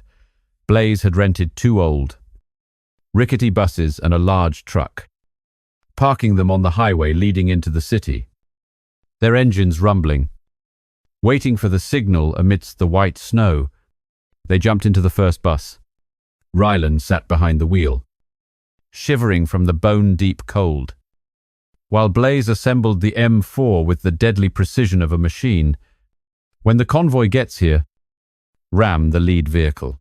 I'll handle it from the outside, Blaze ordered, his eyes scanning the heavily frosted windshield. Ryland tested the accelerator, the wheels crunching on the snow with a screech. And what if you're part of this game? What if the garage was you? Blaze whipped around, his voice a low rumble like a snowbound thunderclap. Focus. Kid, one wrong move, and we're both dead. Vesper's convoy appeared in the distance, headlights glowing like demonic eyes in the black night, speeding toward the deserted, snow-covered highway. Ryland floored the gas pedal, and the bus shot forward, slamming straight into the lead vehicle. The screech of metal on metal echoed like thunder, glass shattering like a shower of ice crystals. The first SUV flipped onto its side in the white snow, rolling several times before coming to a stop, thick smoke billowing from its burning engine, the acrid smell of burnt rubber filling the air. Blaze leaped from the bus amidst the chaos, rolling through the biting snow that pierced his skin like needles. He fired a burst from his M4 into the second car. Thump, thump, thump. 3 guards fell from the windows, their dark red blood blooming across the pristine snow, staining it with flowers of death. Ryland crashed the bus into the third car, sending it careening into a steel guardrail. An explosion roared as the leaking gas tank ignited, the bright orange flames illuminating the dark night, revealing the horrified faces of the guards inside. Blaze ran alongside the convoy, tossing a grenade at the fourth vehicle. The explosion shook the ground, sending metal fragments flying like a blizzard. Guards from the last car jumped out, firing an RPK machine gun, bullets kicking up flurries of white slush. Blaze took cover behind the burning SUV, returning fire with precision. 4 men dropped in an instant, blood spraying out to melt the snow into pools of foul red water, the stench of death spreading. But a bullet grazed his arm, tearing through his fur coat. Warm blood streamed down in the bone-chilling cold. Blaze gritted his teeth and charged the last guard, slitting his throat with a clean cut from his dagger. Blood gushed like a fountain, and the man's body collapsed with a muffled gurgle onto the snow. Ryland got out of the bus, running to provide support through the heavy snowfall, and shot down a man aiming at Blaze from a distance. "Watch out," he yelled, his voice cutting through the whistling wind and gunfire. Vesper Kane, now trapped in the surrounded middle car, tried to open the door and escape, his black suit wrinkled and covered in white snow, his face contorted by cold and fear. Blaze rushed forward, kicked the car door open with his heavy boot, and dragged him out like a wounded animal, snow matting Vesper's silver hair. Vesper sneered amidst the battle, his voice raspy. "You don't understand. Nocturne, Elias had to die to protect the secrets of the Phantom Order. I did it for the organization." Blaze punched him hard in the face, his bloody fist landing with the crack of breaking bone. "Justice doesn't need your lies," he roared, remembering the engraved gun from Elias, blood from his own arm dripping onto the snow. Ryland stood behind them, his Glock aimed squarely at Vesper, his hand trembling with adrenaline and hatred. "You killed my father. Tell me why." "The Mexico job." "All of it." Vesper coughed up blood, his eyes glinting with the malice of a snow wolf. "It wasn't me, kid. It was Nocturne. I gave the order. But he was the one who pulled the trigger in that Downey garage. He was tricked by me. But his hands are still stained with blood. Elias knew too much about me, about the real Phantom Order." The confession was a knife twisting in the heart of the snowstorm. Ryland spun around, his bloodshot eyes wide with horror and betrayal, his Glock now aimed directly at Blaze. "You You shot my father? In Downey? Blaze stood frozen, the knife still at Vesper's throat, his face pale under the flickering flames from the wrecked cars, falling snow clinging to his black hair. I was set up. Rylan. Vesper orchestrated everything, the Mexico job, the fake money. I tried to warn him, but the order came. Rylan screamed, tears freezing on his cold cheeks. You're lying. You trained me. You saved me. But you're the one who killed him. I trusted you like a father. He pulled the trigger. The bullet hissed past Blaze's shoulder, its muffled thud echoing as it buried itself in the snow. Vesper seized the moment of chaos, shoved Blaze hard, and sprinted toward the last intact car.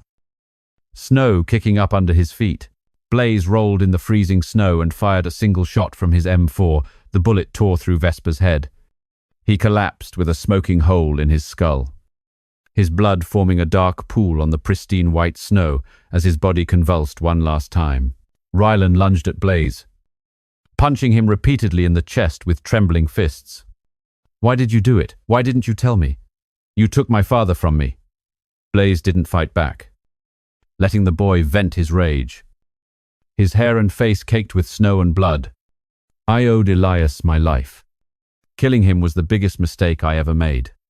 But I don't regret saving you, his son.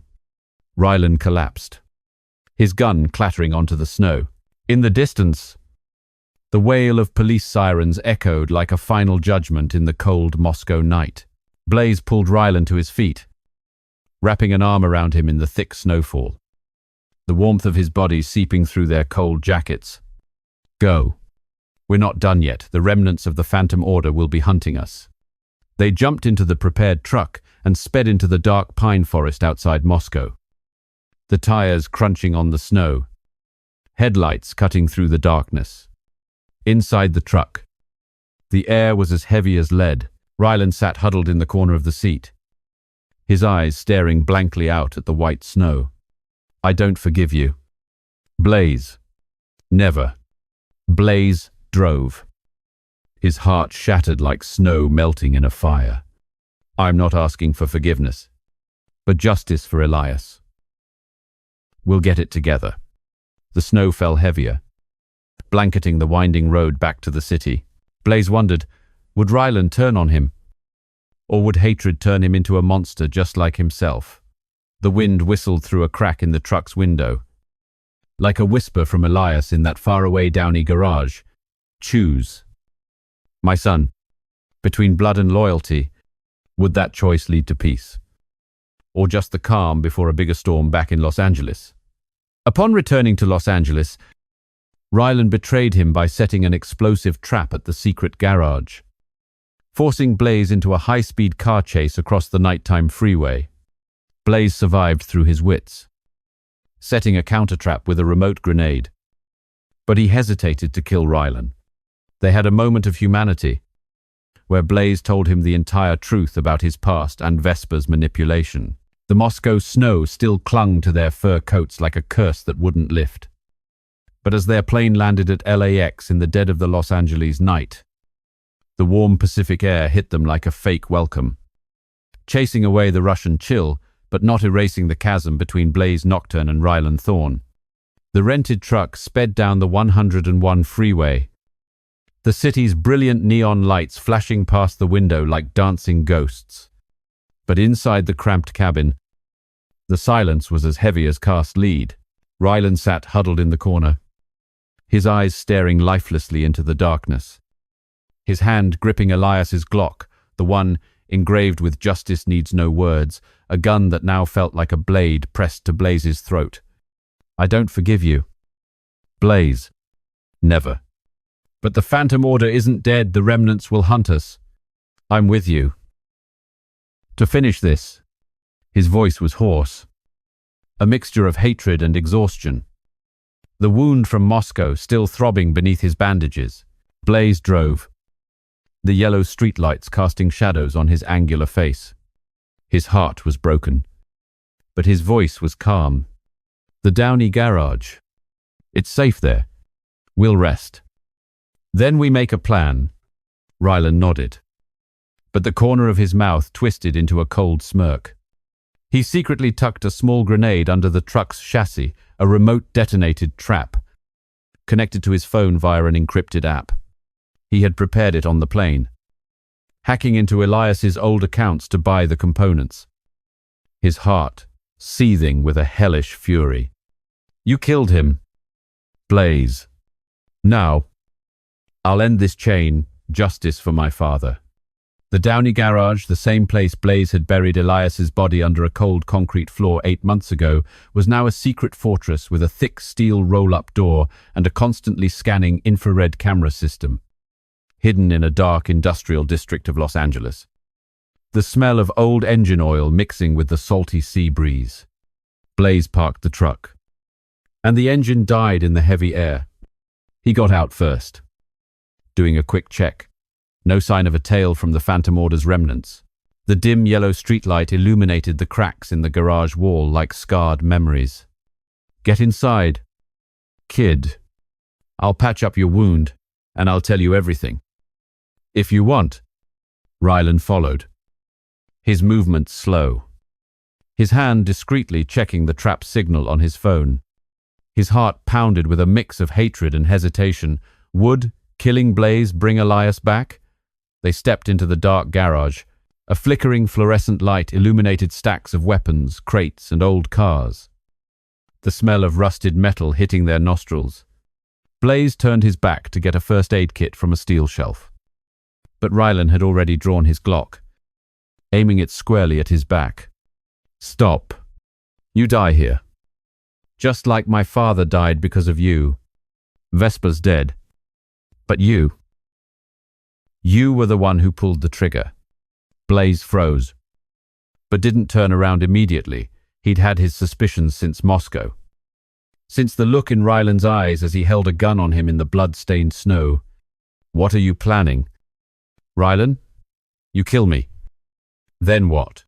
The Phantom remnants will hunt you down alone. Rylan let out a bitter laugh, his voice cracking with a mix of rage and tears. I don't care. You taught me how to survive. But you stole my father from me. Pull the trigger.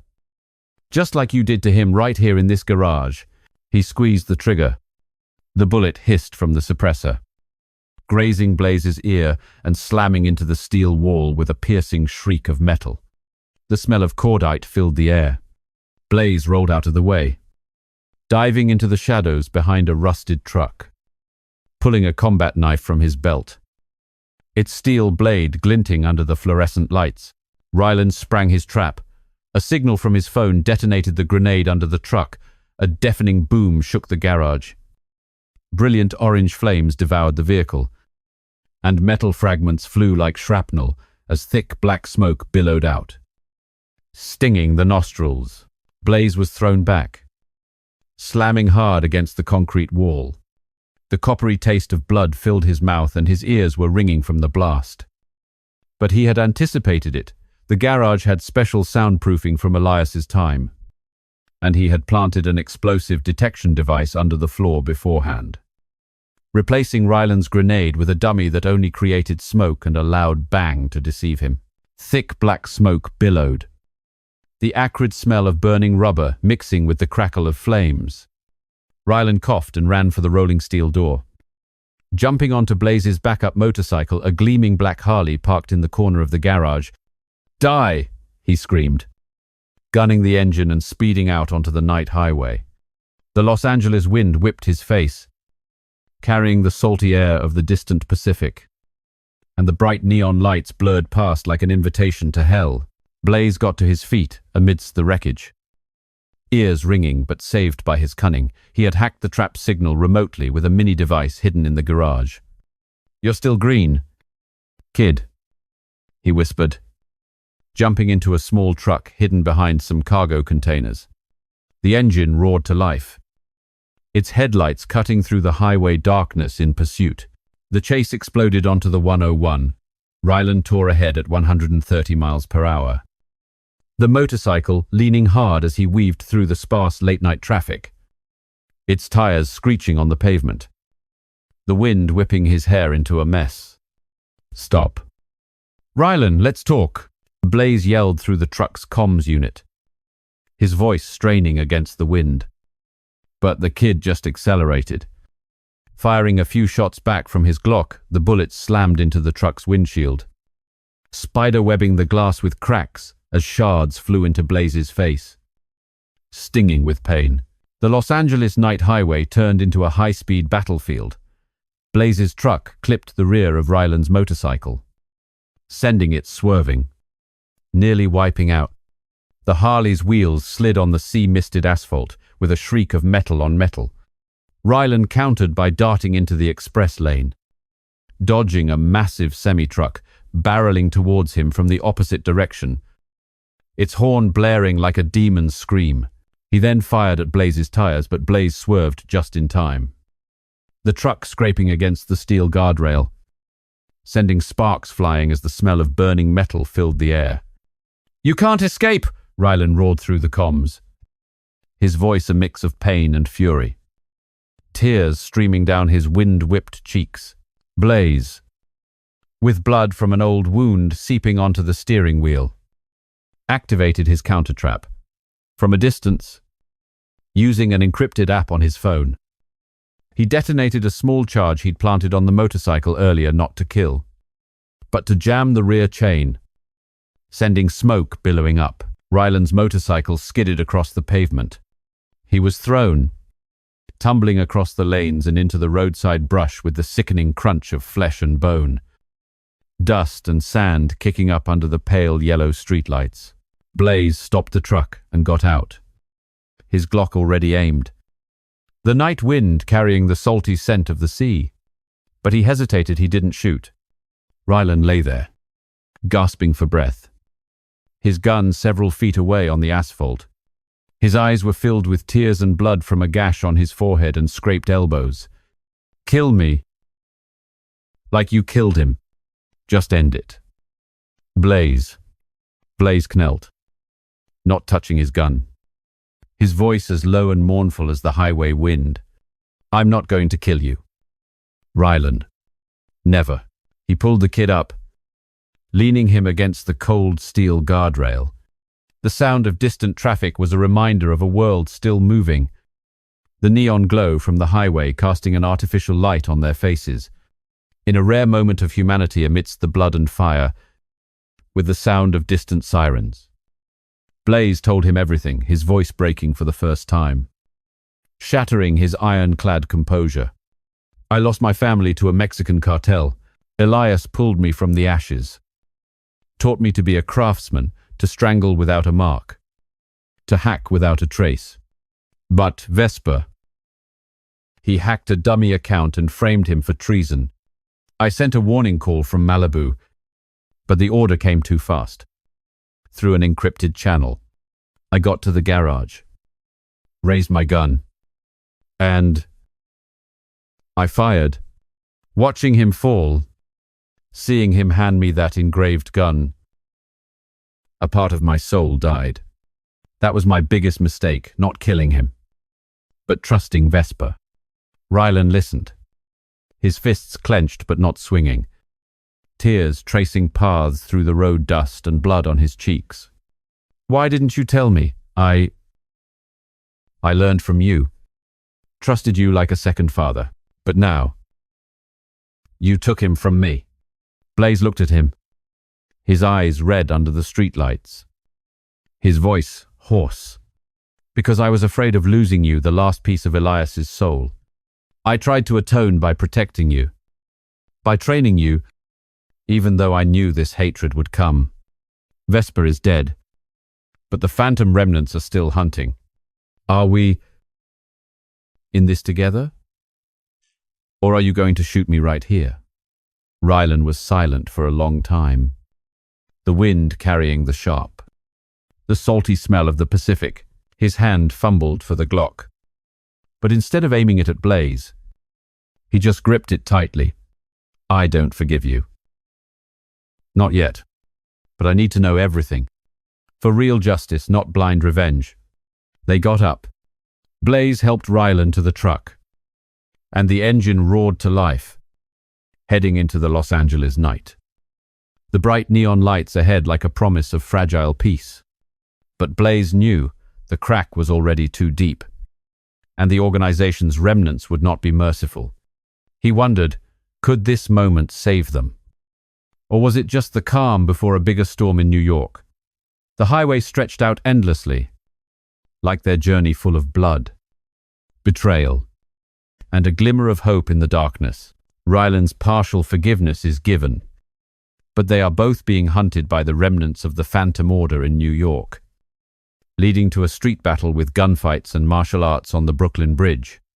Blaze sacrifices a part of himself to protect Rylan, revealing his true motive. He did it all to atone for Elias's death. The chapter ends with their decision to stand together against a greater power. The faint light of a New York dawn crept between the glittering glass skyscrapers of Manhattan, illuminating the scarred face of Blaze Nocturne. He sat at a worn wooden table in a makeshift Brooklyn apartment, bandaging the wounds from last night's chase on the Los Angeles freeway. Dried blood flaked beneath the red-soaked white gauze. The scent of antiseptic mixed with the bitter black coffee in the mug beside him. But he couldn't feel the pain, only the torment from his confession on the highway guardrail, where Rylan had chosen partial forgiveness, though hatred still lurked like a shadow under a bridge. I don't completely forgive you, Blaze, but I need you to finish this. The Phantom Order isn't dead. The remnants will hunt us from Russia to here. Rylan's voice came from the window. He stood there, looking out at the bustling traffic on the Brooklyn Bridge, a steel icon stretching over the East River like a twisting dragon. The river wind, carrying a salty spray, and the sound of distant horns. His hand tightened on Elias's engraved gun. His blue eyes were still full of the darkness from the Downey garage. But now they were mixed with something fragile, like a thread of loyalty that hadn't completely snapped. Blaze nodded. His angular, battle-scarred face shadowed by the weak sunlight. They know about Moscow. The remnant's headquarters is in New York, a new leader. Silas Grimm will send assassins. We strike first. Before they can ambush us. Rylan turned back, his gaze flashing with a mix of determination and doubt. Together. For my father, and maybe because you told me everything. It was a partial forgiveness, not an embrace, but a silent vow forged in blood and fire.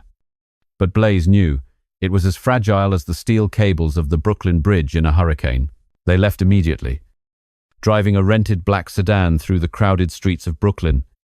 The smell of roasted coffee and bagels from roadside cafes mixed with the thick fumes of diesel and the blare of horns.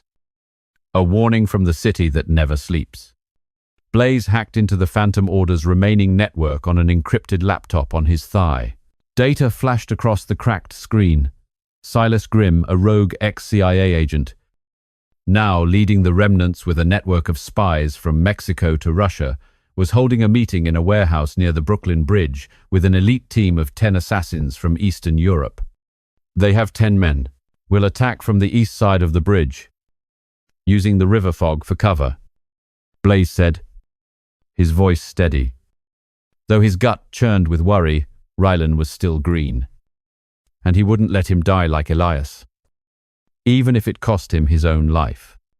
Rylan nodded, checking his Glock with movements made surer by his training in the Catskills. I'm ready. No more mistakes, and this time, you don't hide anything from me. The car stopped in a parking lot by the river. The wind from the East River whipped fiercely, carrying a salty spray and the smell of fish. They crossed the pedestrian walkway on the Brooklyn Bridge, the steel groaning under their heavy boots, while tourists casually snapped photos. Unaware of the storm about to break from the shadows below, the warehouse was hidden at the foot of the bridge on the Manhattan side. A grim, grey concrete block with a rusted roll-up door and faded graffiti like battle scars. The heavy smell of machine oil mixed with the rhythmic lapping of the river's waves. Blaze and Rylan slipped through a barbed wire fence, dodging infrared cameras with a small jamming device hidden in a pocket. the air thick with the scent of salt water and rusted metal. Inside, Silas Grimm, a tall man with a scar running down his left cheek like a knife slash. His black vest tight against his muscular frame was meeting with 9 assassins. A digital map was spread across a rotting wooden table. His voice a growl in a hybrid American-Russian accent. Nocturne and the kid. Thorn are the priority. Take them alive. I want the intel on Vos Vespa's dead, but the secrets of Moscow are still alive. From the shadows, Blaze gave the signal and tossed a smoke grenade through a broken window. Thick white smoke spread like a toxic fog rolling in off the river. The sounds of coughing and curses in both English and Russian echoed through the space, obscuring their vision under the dim neon glow from the bridge above. The street fight erupted in a flash. Blaze moved in first, his suppressed M4, coughing out soft pff sounds. Dropping 2 assassins near the door, bullets punched into their chests, blood pooling on the cold concrete floor. Its metallic tang mixing with the smoke. Rylan followed, his Glock firing precisely into a third man's knee, who collapsed with a blood-curdling scream, while his dagger sliced cleanly across the fourth's throat from behind, warm blood spraying over his hand. The assassins retaliated fiercely. 5 of them drew Uzi submachine guns, bullets zipping past and sparking against the metal walls, the shrapnel flying everywhere like a rain of steel from the Brooklyn Bridge above. Blaze rolled behind a rusty shipping container, returning fire and dropping 1 man from a distance, the bullet piercing his shoulder through the thick smoke.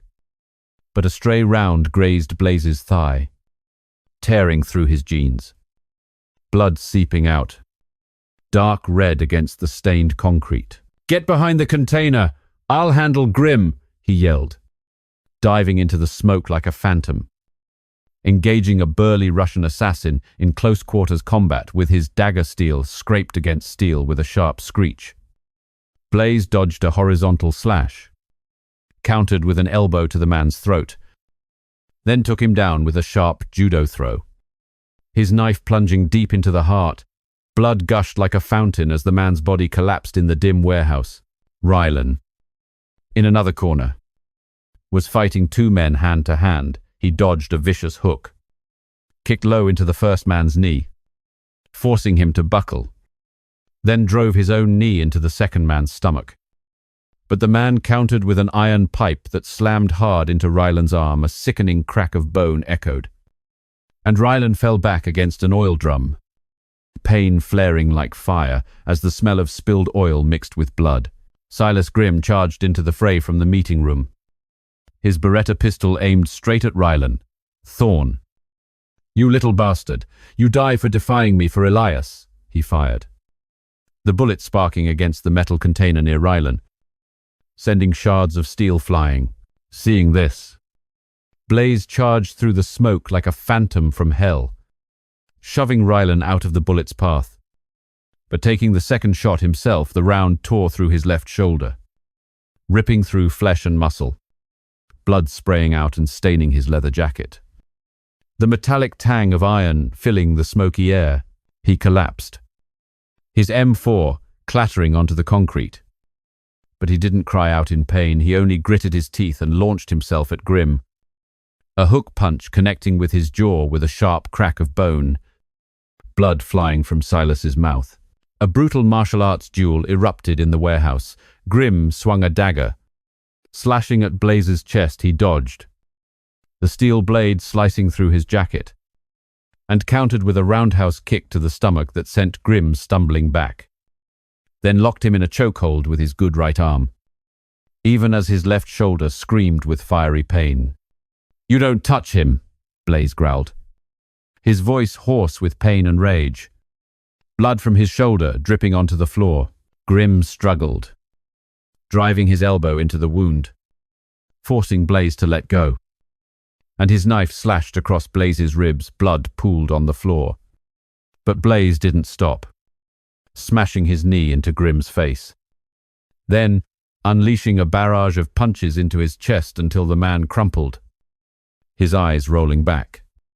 As Blaze's knife plunged cleanly into his throat, a final torrent of blood erupted, and Silas Grimm died with a choked gurgle amidst the thick smoke. Rylan ran over, helping Blaze lean against the cold concrete wall, his hands trembling as he fashioned a makeshift bandage from a strip of cloth torn from his shirt. The smell of blood and smoke stinging his nostrils. "You... Why would you do that? I was almost dead. But you sacrificed yourself for me? Your shoulder?" The bullet went straight through. Blaze gasped for breath, blood soaking through the cloth, and looked at him with tormented eyes under the neon light filtering in from the Brooklyn Bridge. "For Elias. I killed him, the biggest mistake of my life. You're his son. The only way I can atone. This isn't about justice. It's about the debt my family owes him.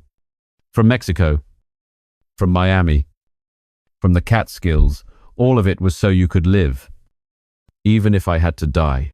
Rylan was silent, tears mixing with the blood on his cheek. The memory of the garage flooding back, now tainted with a mix of gratitude and hatred. "My father chose you for a reason. I understand. I can't forgive you completely. But we'll do this together for him." They rose to their feet amidst the bodies and billowing smoke, the wail of police sirens growing closer from the Brooklyn Bridge like a final sentence.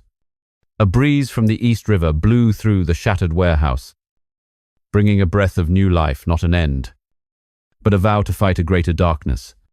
Blaze picked up his M4, his voice low despite the pain.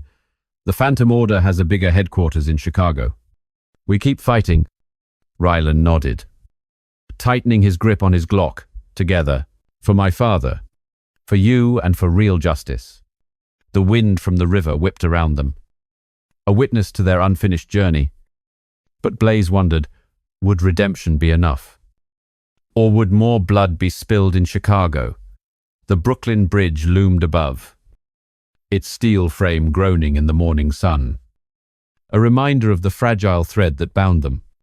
In the final raid on the Phantom Order's Chicago headquarters, Blaze and Rylan confront the new leader, Drake Vossar, a treacherous former agent. The climactic battle combines close-quarters combat, gunfights, and explosive traps, leading to Rylan's tragic death to save Blaze. Blaze survives and lives in anonymity in Japan, but receives a new mission, leaving an echo of the endless cycle of justice and betrayal. The frigid Lake Michigan wind whipped through the gray concrete streets of Chicago, carrying the acrid smell of industrial smoke and the murky lake water under a waning crescent moon. Hanging in the sky like the Grim Reaper's scythe, Blaze, Nocturne and Rylan Thorne lay in wait behind a rusty shipping container in the industrial port, their eyes fixed on the Phantom Order's headquarters, an abandoned factory converted into an underground fortress, with electric fences strung like a steel spiderweb and watchtowers sweeping infrared beams, glowing red like demonic eyes. The data hacked from New York was clear. This was the final raid. The place where Drake Vossar, a traitorous ex-CIA agent now leading the organization's remnants with a network of spies from Mexico to Russia, was hiding, plotting to resurrect Phantom from the ashes of Vesper Kane. "He's in the basement. We hit the back entrance. Use explosives for cover. No mistakes this time," Blaze whispered, his deep voice tense as he checked his suppressed M4 and the homemade C4 charges hidden in the pocket of his worn black leather jacket. Beside him, Rylan tightened his grip on his Glock. The wound from the Brooklyn Bridge still ached beneath the white bandage, but his eyes burned with determination. "It ends here. For my father, and for you, Blaze. No more hiding." The partial forgiveness from Brooklyn was now the fragile thread holding them together. But Blaze knew blood would decide everything, and he wouldn't let Rylan die before he had fully atoned. They crept past the fence, disabling the laser beams with a tiny jamming device, the heavy smell of machine oil and the lake's salt stinging their nostrils like a curse from Michigan. The factory's back door creaked open under Blaze's hand, and darkness swallowed them like the maw of some deep demon. The concrete corridor echoed with the distant hum of a generator, and the air was thick with the smell of rust and cordite. Like the breath of death, Drake Vossar, a tall man with neatly trimmed silver hair and a war scar running down his neck like an old knife wound, wearing a black vest that fit snugly over his muscular frame, was meeting with 8 elite assassins. A digital map illuminated his face in the red glow of an LED light as his voice rumbled. Nocturne and Thorn are coming. Trap them in the main corridor. The Moscow secret must survive. Blaze gave a signal, placing 4 charges along the wall, 4 of them, connected to a remote detonator on his encrypted phone. "Detonate on my command," he said, then plunged forward like a phantom from hell. Rylan right behind him, Glock at the ready. The climactic battle erupted in an instant. Blaze threw the first smoke grenade, and thick white smoke spread through the corridor like a toxic fog from Lake Michigan. The sounds of coughing and curses in both English and Russian echoing as visibility dropped under the watchtower spotlights. Rylan fired a burst from his Glock into the darkness. 3 assassins went down, bullets striking their chests and splattering dark red blood on the stained concrete walls, the metallic tang of iron mixing with the smoke. The remaining men reacted with ferocity. 5 of them pulled Uzis, and a hail of automatic fire zipped through the air, sparking against shipping containers and sending a deadly rain of metal shards down from the dripping ceiling. Blaze rolled across the cold floor, his M4 coughing out soft pft pft sounds and dropping 2 more men from a distance. A bullet piercing one man's head through the smoke, but a stray round grazed his bicep, tearing through his jacket. Warm blood seeping onto the damp concrete. "Move up." "Kid, I've got you covered," he yelled, charging into close-quarters combat with a burly Russian assassin, their daggers scraped against each other with the sharp screech of scythes. Blaze dodged a horizontal slash, countered with an elbow to the man's throat, then took him down with a judo throw, his knife plunging deep into the heart. Warm blood sprayed over his hand as the man's body collapsed with a gurgle. Rylan, in a dark corner of the corridor, fought 2 men hand to hand. He dodged a vicious hook, kicked low into the first man's knee, making him scream and buckle, then drove his knee into the second man's stomach. But the man countered with an iron pipe that slammed into Rylan's shoulder. A sickening crack of bone echoed as Rylan was thrown back against the concrete wall, pain spreading like fire from Lake Michigan as blood seeped from his old wound. Drake Vossar burst out of the meeting room, his Beretta aimed straight at Rylan. "Thorn, you little bastard! You die for Elias for surviving Moscow!" he fired, the bullet striking the wall near Rylan's ear, sharp fragments of plaster stinging his eye. Seeing this, Blaze remotely detonated the C4. A thunderous boom rocked the factory.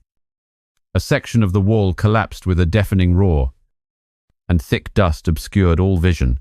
A deadly rain of concrete fell from the ceiling, burying 3 assassins under the rubble, their screams cut short by the echoing blast. But Drake dodged in time, lunging at Blaze amidst the chaos. "Nocturne, you killed Vesper. Now it's your turn, Phantom will live." He landed a hook to Blaze's jaw with a crack of bone. Blaze staggered back, the metallic taste of blood filling his mouth. But he countered with a low kick that swept Drake off his feet, then locked him in a chokehold with his muscular arm, even as the old wound in his shoulder screamed in protest. A tragic close-quarters battle between 2 artisans exploded amidst the rubble.